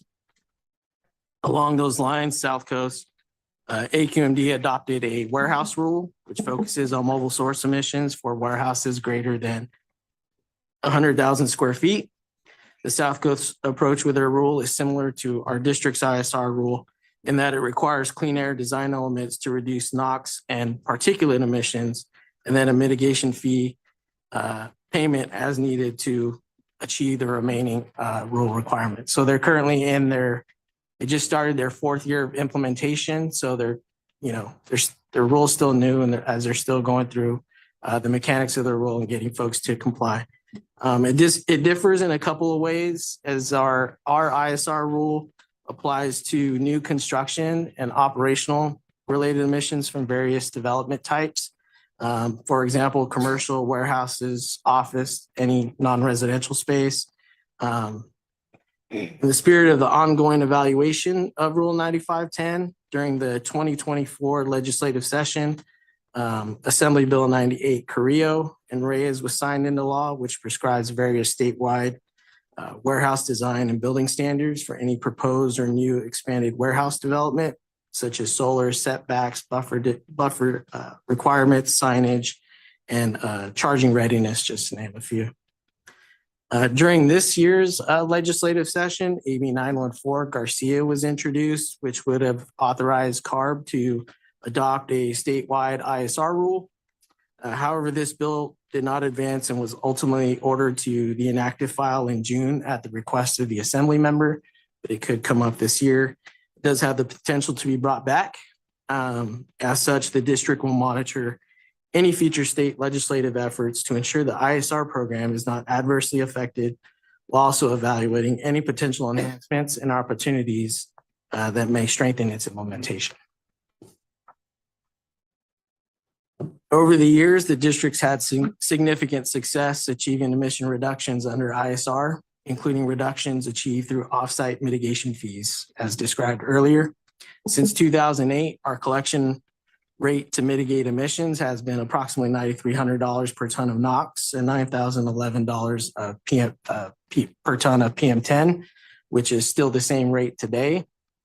The evaluation of these fees will be critical to ensuring the dollars collected by the district in the future are sufficient to achieve and administer the required emission reductions under ISR. In addition, the cost of generating surplus emission reductions through the funding of clean air projects has been steadily on the rise due to the cost of equipment and new technologies. Recent CARB updates in 2024 to the off-road engine load factors intended to better reflect real duty cycles and align the statewide emissions inventory assumptions have reduced the calculated emission benefits for many project categories. The average cost effectiveness for ISR projects over the last 4 years has been approximately $23,000 per ton. Recent ISR funded projects are averaging $30,000 to $35,000 per ton. To ensure the ISR mitigation fees remain sufficient to achieve the required emission reductions and cover associated costs, the district will adjust the mitigation fee rates in 2026 through a process that involves a public workshop, strong stakeholder engagement prior to APCO action. This concludes my presentation this morning. I'll turn it back to the board. Thank you. Okay, do we have any questions? Supervisor Chiesa. Thank you very much, Chair. So just a couple of questions. I think those last slides hit the mark. We hadn't raised our administrative fees since 2004. We haven't raised our mitigation fees since 2008. And I want to make sure I'm never, a huge advocate for raising fees. But what I found over the years is that small incremental changes are much better than being forced to double a fee when the state steps in. Are we covering our cost on the administrative side? First question. And then the second question is that I think the cost per ton of reduction now was up to 22,000. If I saw the slide right, is that correct? Through the chair, on the first question on the administrative fee, there's a couple of different pieces to that. On the grants implementation side, there's a piece of the mitigation fee that covers the administration of those grants, and so we're comfortable that given a set amount of mitigation funding that the administrative portion, we're very effective, very efficient in how we operate the incentive grants. And so I think there, we're fine. And as we think about what that rate needs to be, in terms of responding to higher equipment prices and all the other factors that Mark mentioned, there would be a commensurate, as we keep, working on those programs, that'll sort of correspond and be there for that. And then as far as like the other administrative fees related to implementation of the program, those are reviewed, on a regular basis. And if adjustments are needed, those are handled, kind of more broadly through the kind of just the ongoing review of different, fees, operating fees, and whether or not, so that's something that, we're really focusing the conversation here in our review on that mitigation fee, where as related more to, how to take those dollars and get those reductions that are expected under the rule. That's really, I think, where the primary, sort of issue is right now for consideration early next year, hopefully. You said you might have some other questions too. I'll turn it back to you if you have other questions as well. No, I think that speaks to it, because if we're required to get the reductions and the cost per ton of reduction goes up as a requirement, then we need to continually look at our fee structure. Thank you. Thank you, Vito. Mayor Pro Tem Rodriguez. Yes, thank you, Mayor. I'm sorry, Chair. I've been a mayor before. Mark, thanks again for the report. I appreciate that. As a public health agency, I know that our biggest concern with these indirect source reviews is that we we collect enough to mitigate the emissions. But I'm going to bring this back as in the private world, right? Whenever there are developments in consideration in the private sector, costs are factored into its feasibility calculation. And as public officials, we hear it often is the cost of development is becoming increasingly high due to a lot of the red tape. So how do we counter that? And I heard this from Supervisor Chiesa, is that we haven't increased our fees, but the indirect part of it is that it also goes to consumers when it comes to residential development. And essentially, a lot of these costs have an indirect effect to consumers that are looking to purchase homes. We have a crisis also here when it comes to housing affordability, not so much affordable housing. So I guess my question is, how do we mitigate that? Is there any incentives directly for these developers to have those done on site, aside from paying a fee and saying, here's my fee, I don't want to deal with it? I think early engagement is critical. Over the years, I've seen in processing project myself, like 15 years ago, I always encourage developers, if they had a project that they're going to be constructing or thinking about doing or approaching the city to get a permit for, is come and engage with us early on in the process. And we'd be more than happy to, help you evaluate the project and encourage, some project design elements that could be incorporated into the project if they're feasible for the developer, so that they can meet, in the end, potentially the emission reduction targets under the rule, and maybe pay, a minimal offsite mitigation fee. But I think early engagement is an important factor. Yeah, thank you, Mark. And part of the $4.4 million, part of that, there's a combination of construction mitigation and then long-term on-site, right? So how much of that money, of the $3.1 million in the ISR, is actually there at the sites versus spreading that over the valley? I don't know if that question is kind of vague, but whenever someone pays a certain amount of money and says, you know what, for this development, I'm going to pay these mitigation fees, do those fees go back into that same development, or they're spread around?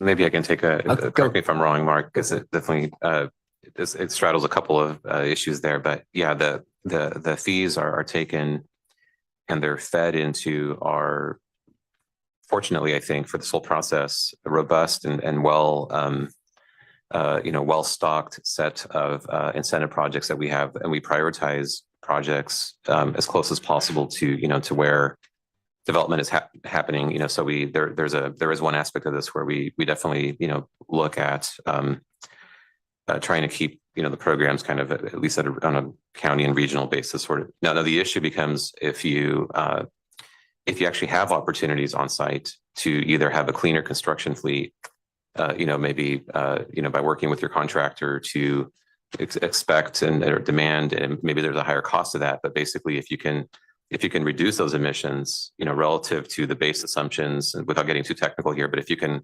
actually do those things on site and build those, like in other words, if the funding was just coming right back to doing something on site, you would probably already be doing that. And so what happens is, fortunately, again, for this program, we have the opportunity to fund very cost-effective projects, generally speaking, right? When you fund a tier 0 heavy-duty diesel tractor in an ag setting to like a tier 4 final piece of equipment, that's generally more cost-effective than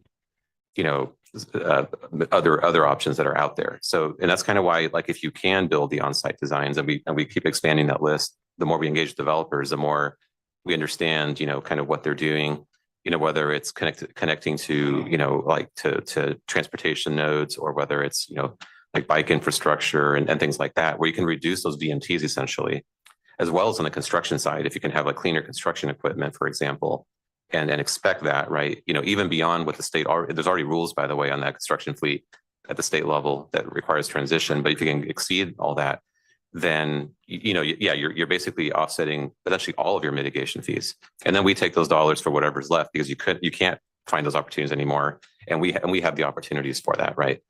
And just put in perspective, I mean, just our fee, for example, is somewhere, I think it's around 10 times less than like the South Coast fee because of the fact that we have the ability to find, these cost-effective projects where maybe those opportunities for whatever reasons are not available, maybe in other regions. So, like in their case, it's much more expensive actually. So just want to kind of note like how those two things sort of relate to each other on site versus off site. Thank you. And I'll just finish with this. I mean, at the end, it's a fine tune of a balance, right? To figure out, are we discouraging or are we encouraging, incentivizing development, especially with certain issues that we face with the housing affordability. Thank you. Appreciate the comments. Dr. Sheriffs. Thank you, and thank you for the presentation. An important topic, partly because given our meteorology and geography, when we make pollution, it stays here. And these days with the inversions in the fog, walking in my neighborhood, I know if a neighbor has lit a wood stove. It's there. You can smell it, and you know what's going on. So this really is key in terms of health for the valley. The ISR important in terms of dealing with pollution we're creating here. It's also important, I think, in terms of its visibility to the public, that things are going on, and so it's important that we're responding in a very proactive way to dealing with these situations. The calculus is really difficult. There's changing technology, changing adoption of technology, cleaner technologies. The regulatory environment changes. I'm assuming, well, one, I want to endorse Vito's comments about the last bullet point in your presentation. But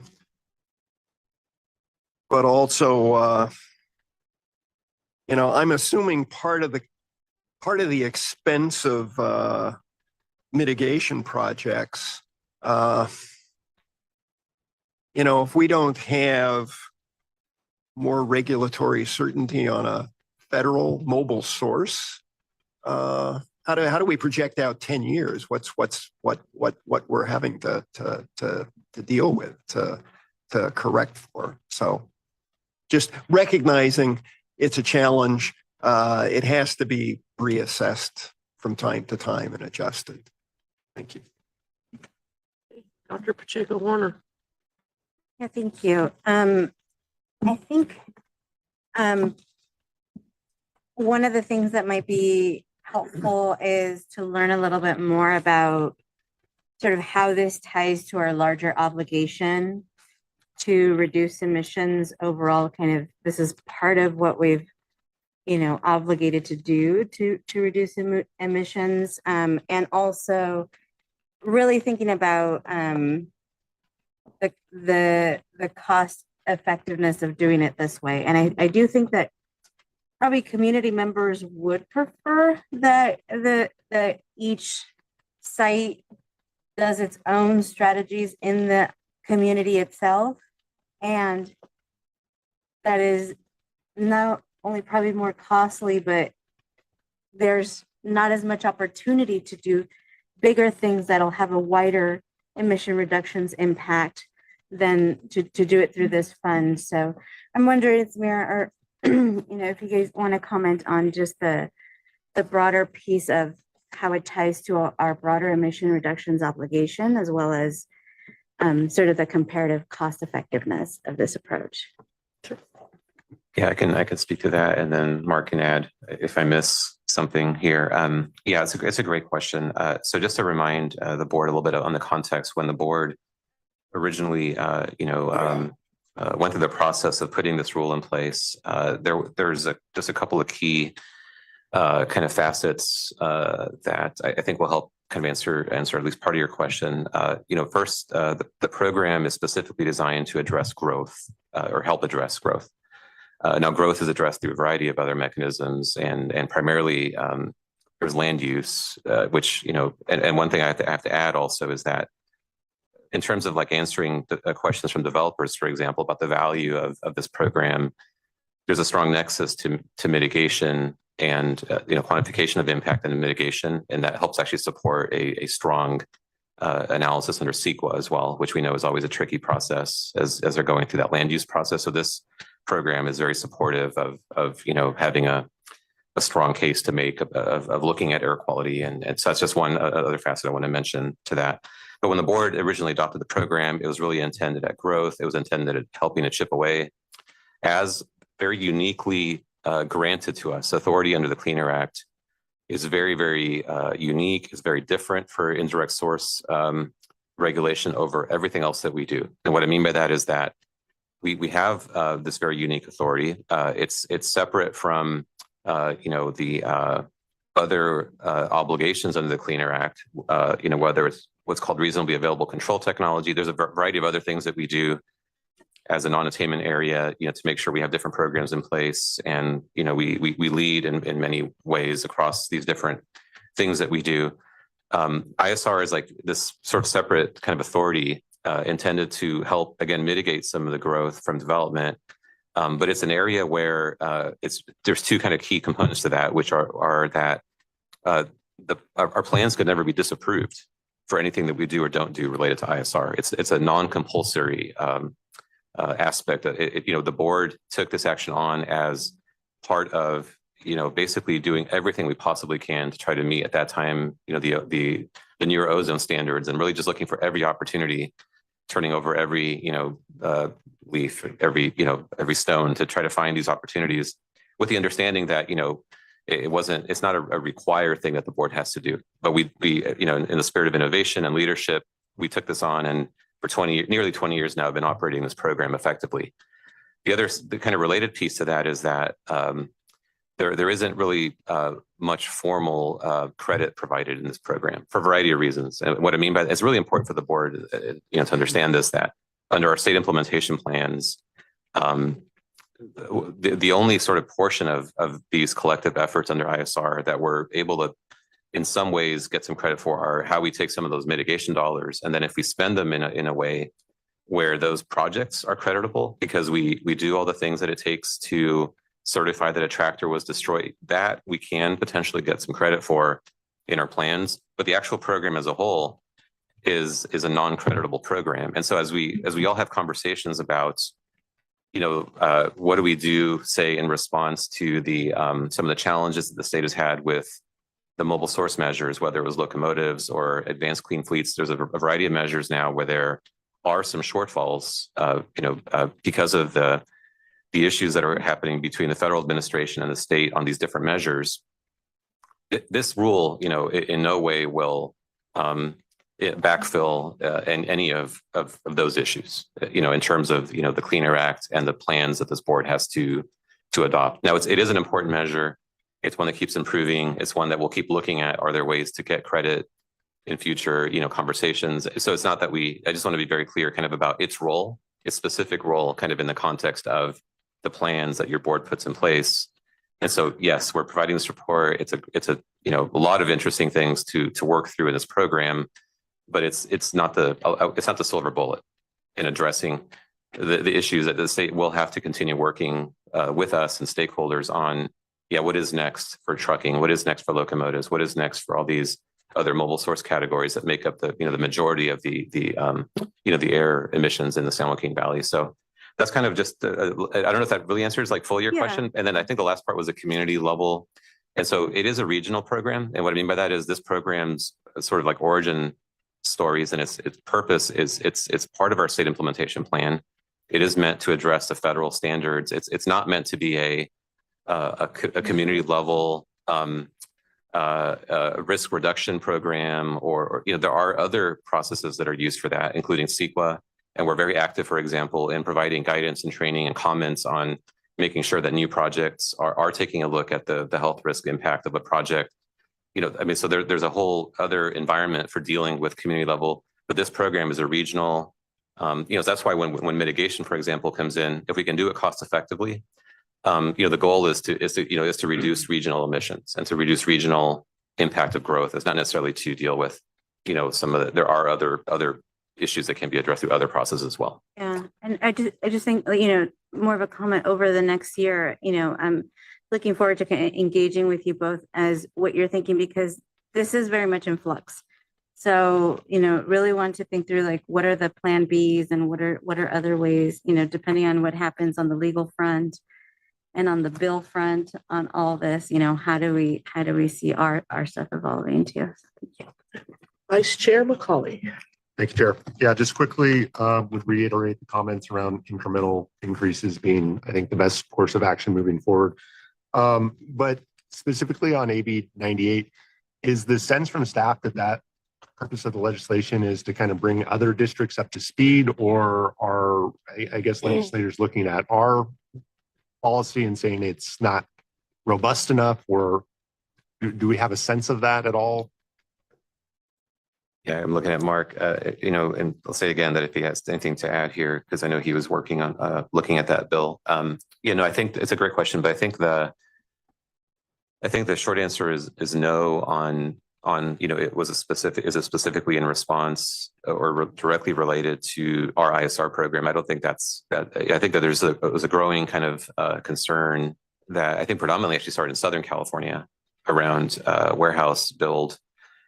And that, then became a statewide kind of a level of expectations. So I think that there is kind of a growing kind of conversation around warehouses. AB 98, I think, was one of the direct outcomes of that.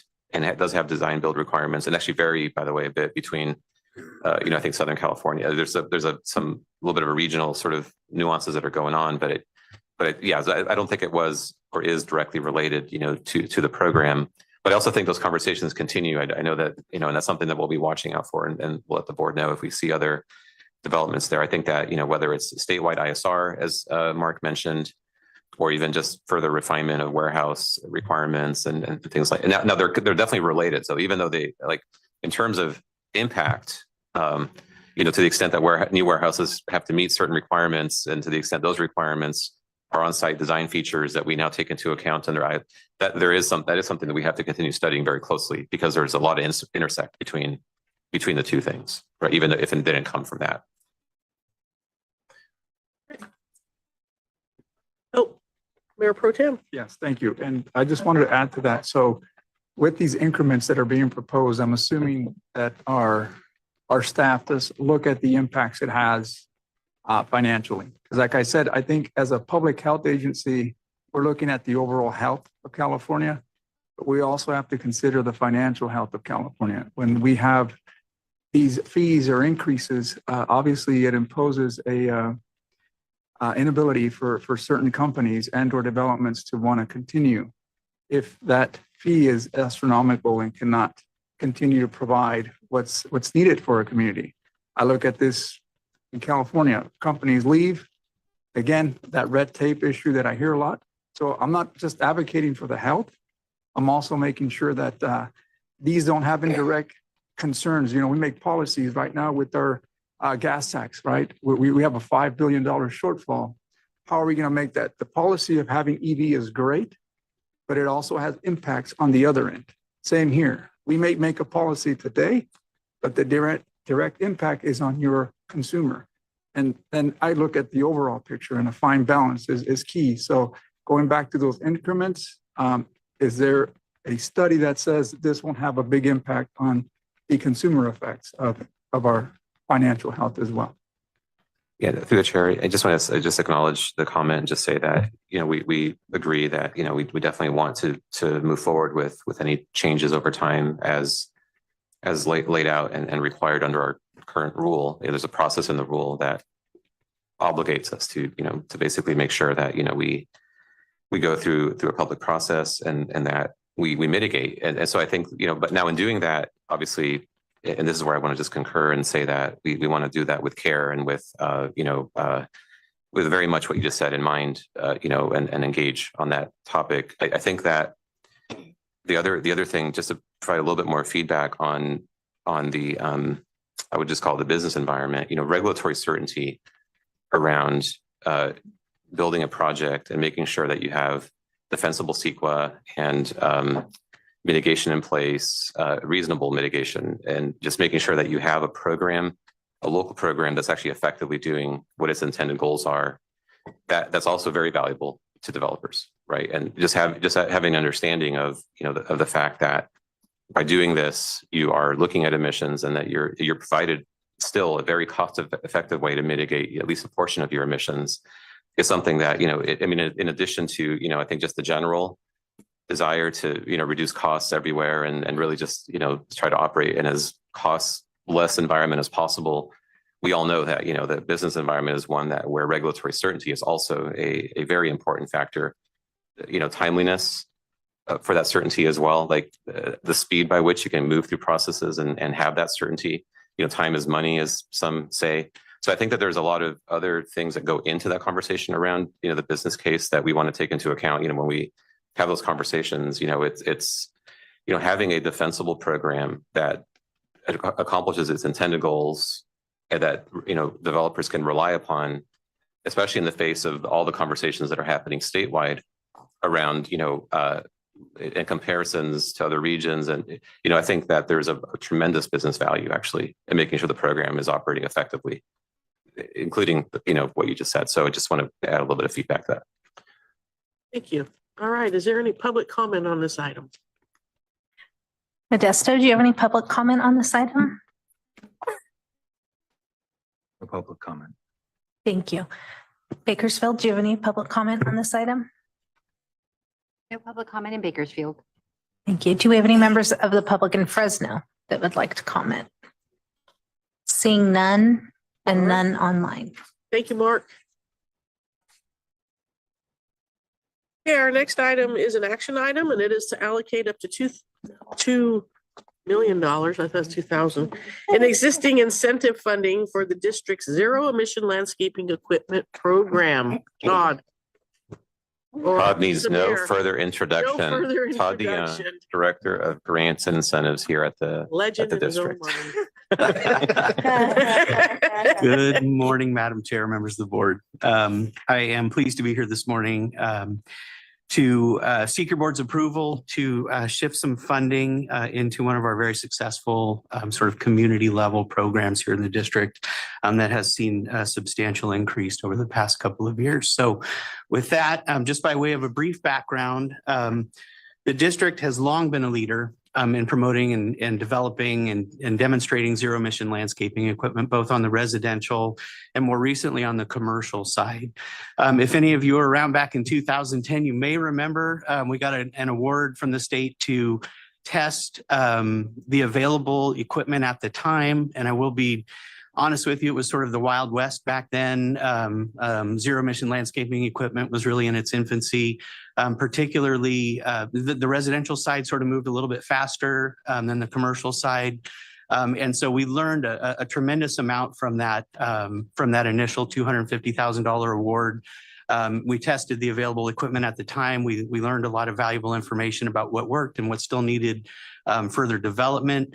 That led into the 2012 timeframe where the district organized a very well-attended conference actually in downtown Fresno, where we brought together landscaping professionals, folks in the industry, school districts, just anybody who was interested in the topic at the time. And we ran through just sort of a wide variety of issues related to landscaping equipment, emissions from landscaping equipment, and then different strategies that were being employed to look at those emissions and how to reduce those. It was, again, very well attended. There were a lot of, kind of displays of the equipment that was available at the time. They were starting to get into the commercial space at the time. And there were some early prototypes of information or equipment at the time that we were able to sort of kick the tires on. Over the years, we kind of, we watched the space and we watched the equipment sort of mature and the space mature. And this led to the 2018 board authorization of the creation of our zero emission landscaping equipment. This was focused on the commercial side. We've had a very robust residential program, a rebate program for several years in which we provided rebates for new zero emission landscaping equipment. But this effort in 2018 really focused on that commercial side. And we've really seen a lot of growth and a lot of maturity in that space. So the ZELI program, as we call it, is a program that's open to everybody. It's open to the public, private entities, school district, businesses, public agencies, and commercial landscape operations. So everybody can apply for this program.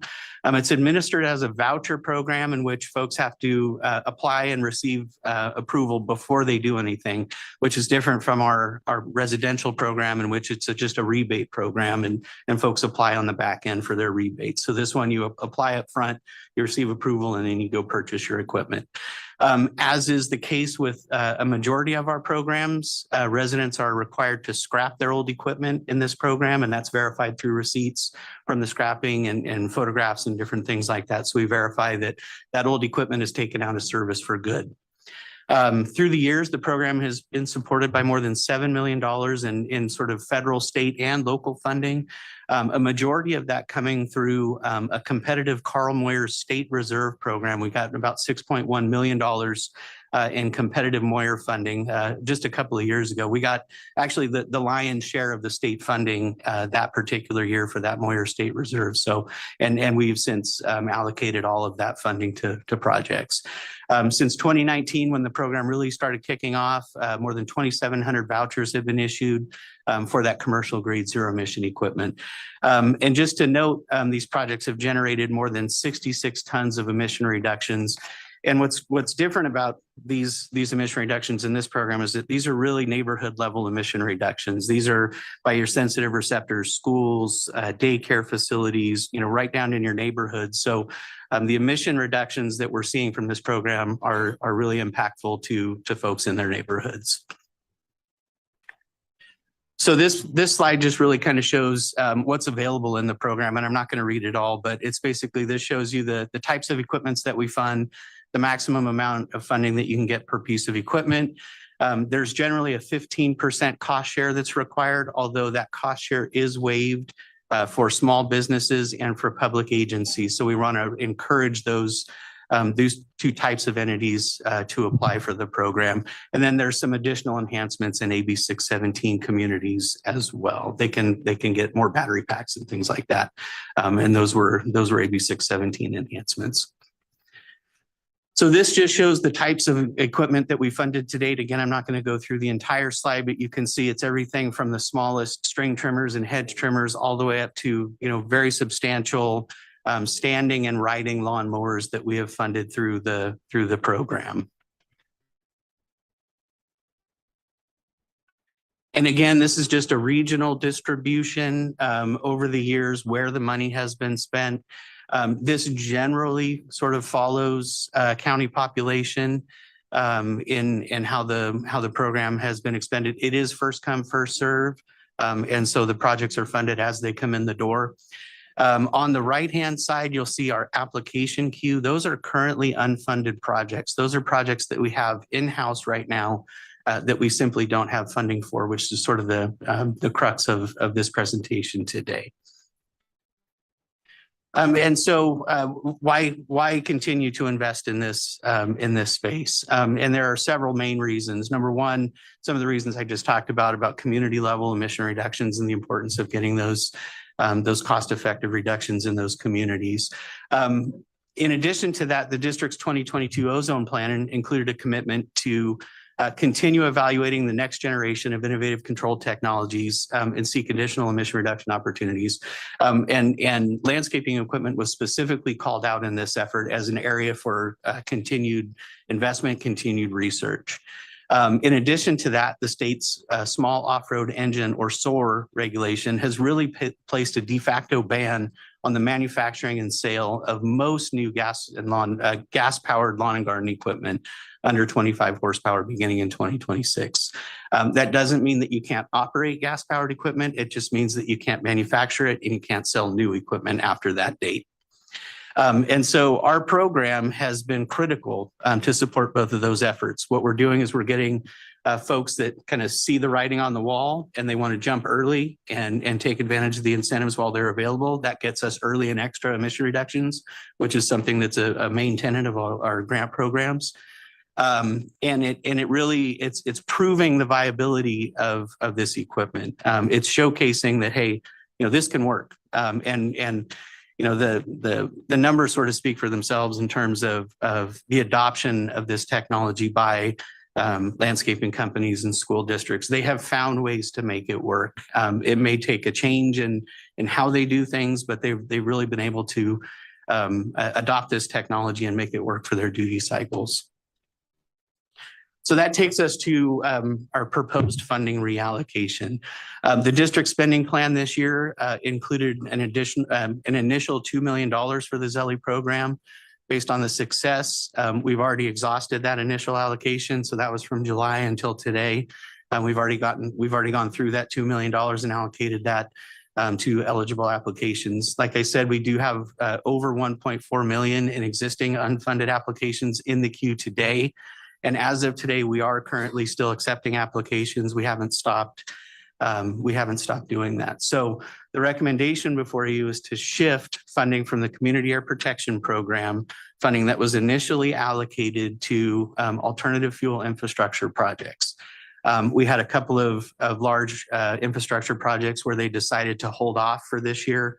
And then that freed up some money that we are going to propose to put into this program. So upon approval today, if your board approves this action, what we're going to do is we're going to continue to outreach to Valley landscaping equipment retailers, interested parties, school districts. And we're going to particularly focus on some of those underserved areas and some of those areas in the district where we haven't seen a lot of applications come from. So with that concludes my presentation. I'd be happy to take any questions. All right, thank you. Supervisor McCauley. Thank you, Chair. Yeah, a couple questions.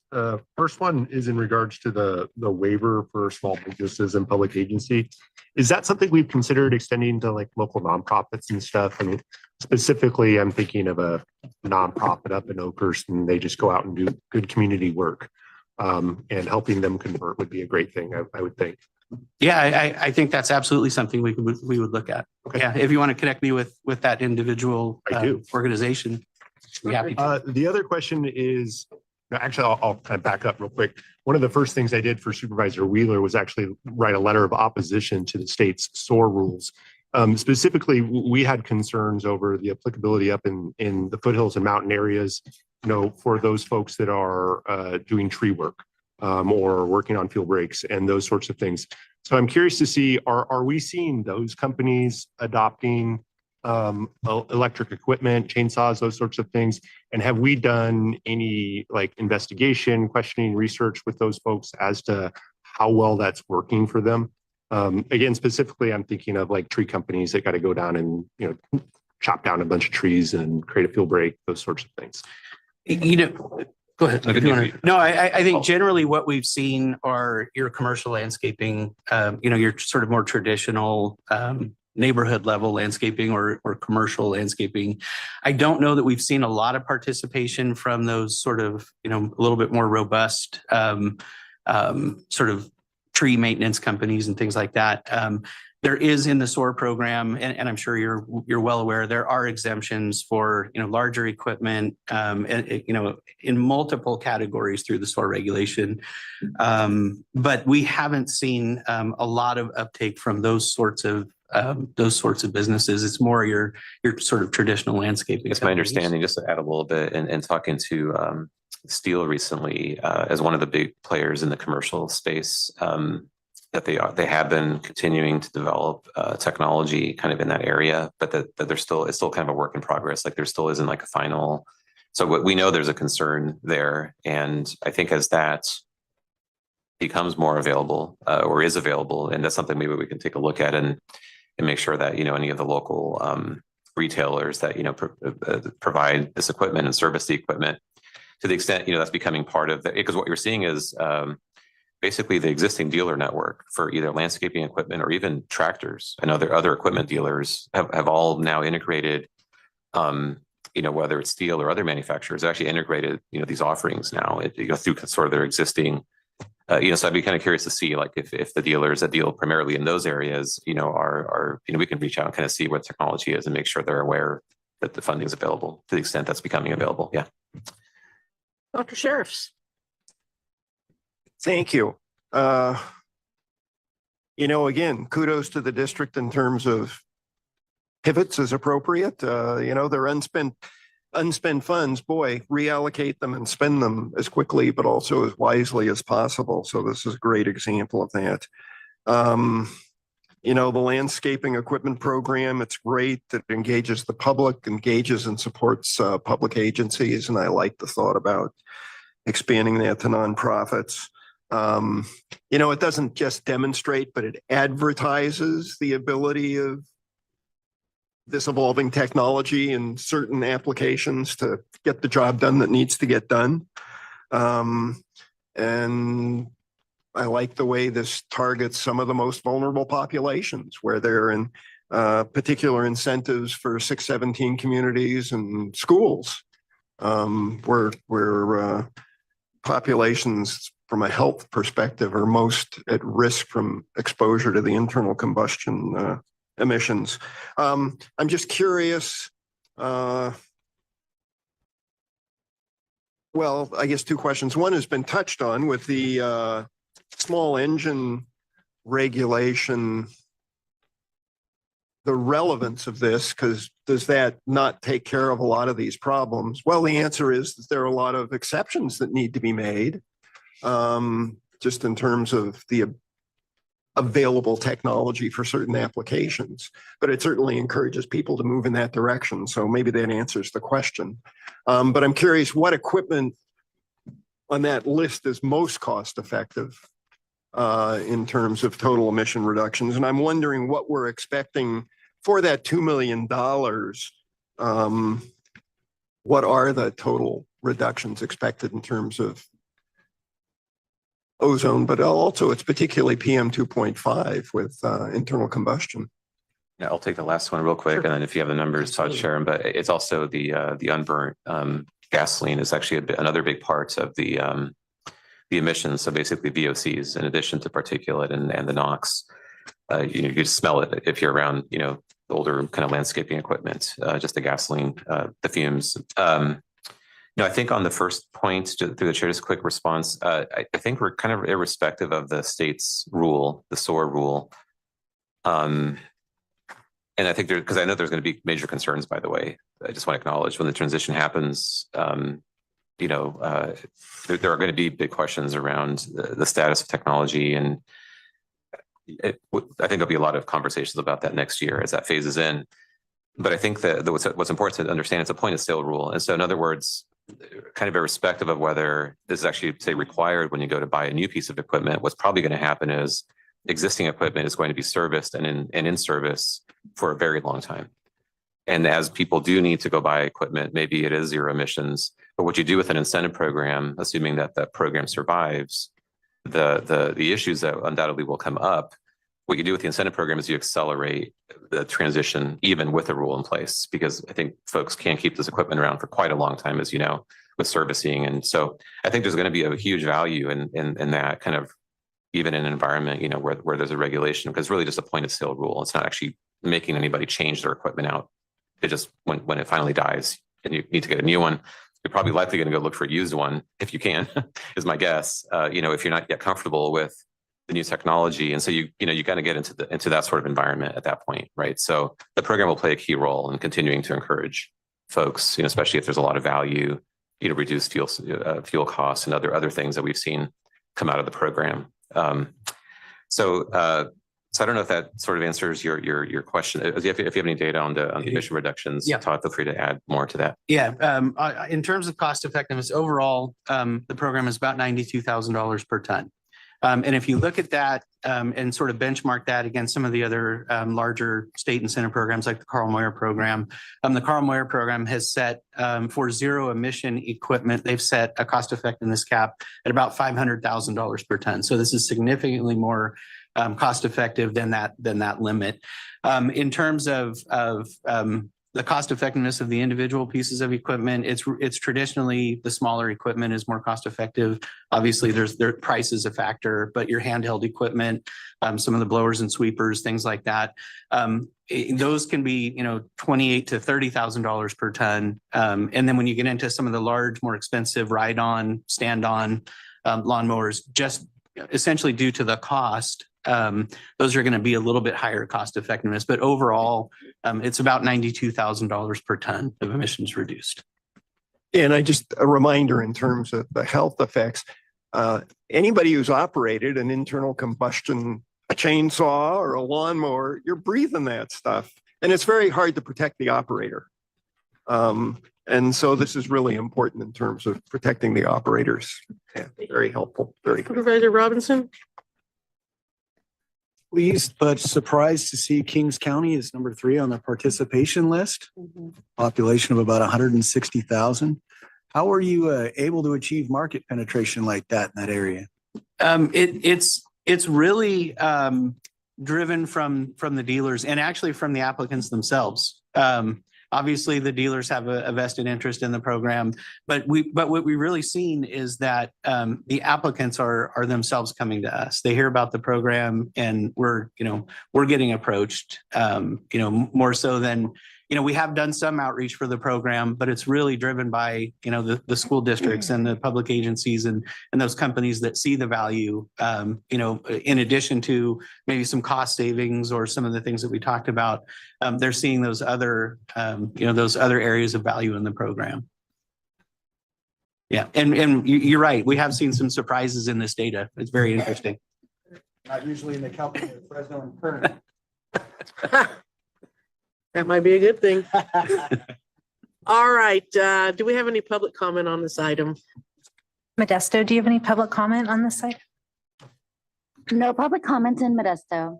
Thank you. Bakersfield, do you have any members of the public to comment? No public comment in Bakersfield.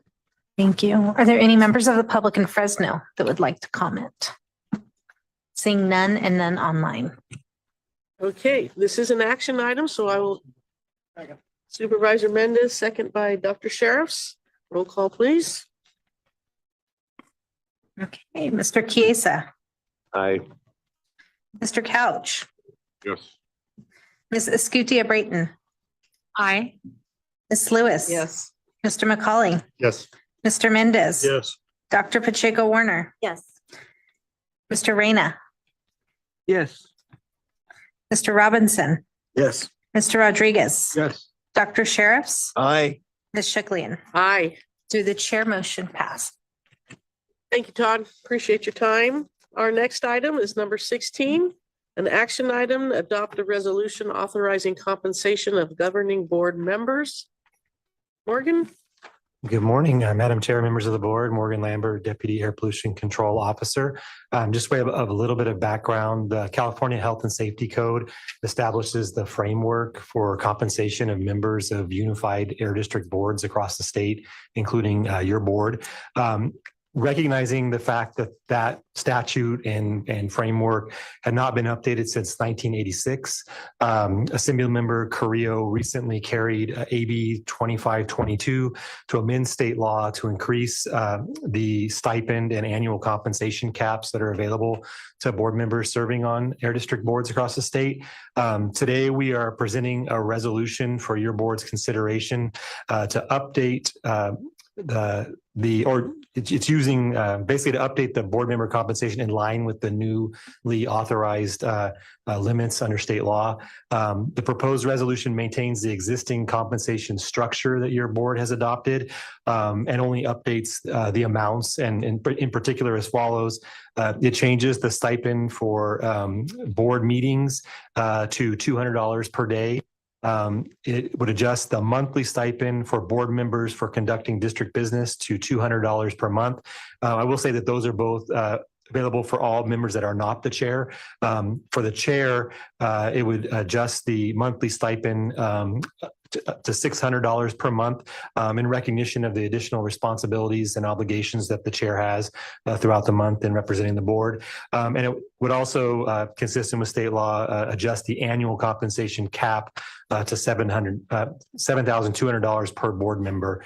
If approved today, the updated compensation would take effect beginning January 1st of 2026. And so with that, I will turn it to your board for any comments or questions. Any comments from the board? Any public comment? Bakersfield, do you have any public comment on this item? No public comment. Thank you. Modesto, do you have any public comments on this item? No public comments in Modesto. Thank you. Are there any members of the public in Fresno that would like to comment? Seeing none and none online. Okay, I will entertain a motion. Supervisor Mendez, the second by Dr. Sheriffs. Roll call, please. Mr. Chiesa, Aye. Mr. Couch, Yes. Ms. Escutia Brayton, No. Ms. Lewis. Yes. Mr. McCauley, Yes. Mr. Mendez, Yes. Dr. Pacheco Warner, Yes. Mr. Reyna, Yes. Mr. Robinson, Yes. Mr. Rodriguez, Yes. Dr. Sheriffs, Yes. Ms. Sheklian. Aye. Through the chair, motion Second the passes. motion, so thank you.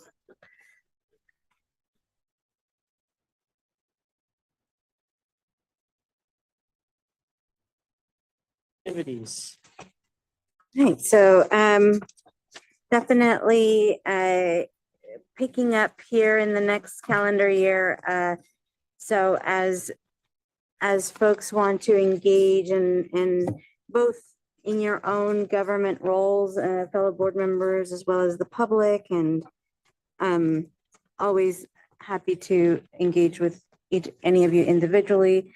Some of the things coming this year, obviously, how we will use our funds for the different incentive programs, and so that's sort of coming up first.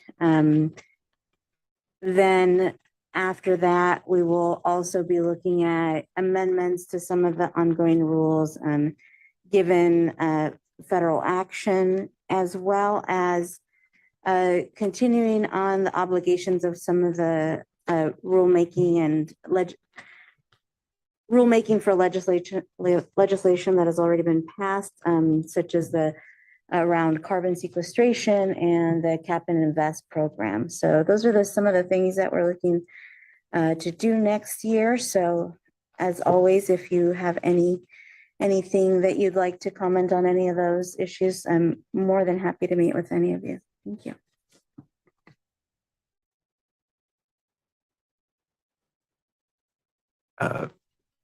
Perhaps Vice Chair, in Chair's absence, maybe we can Absolutely. suggestion to keep the agenda moving. Apologies. No pressure. No pressure. Jump on in here. So I guess we're moving on to governing board member comments. Does anybody from the board have any comments? Or did I skip some executive director comments? Excuse me. Vice Chair, it's up to you, but I'm happy to take the next item. Thank you, Samir. Thank you. Just a couple of quick updates for the board and the public here.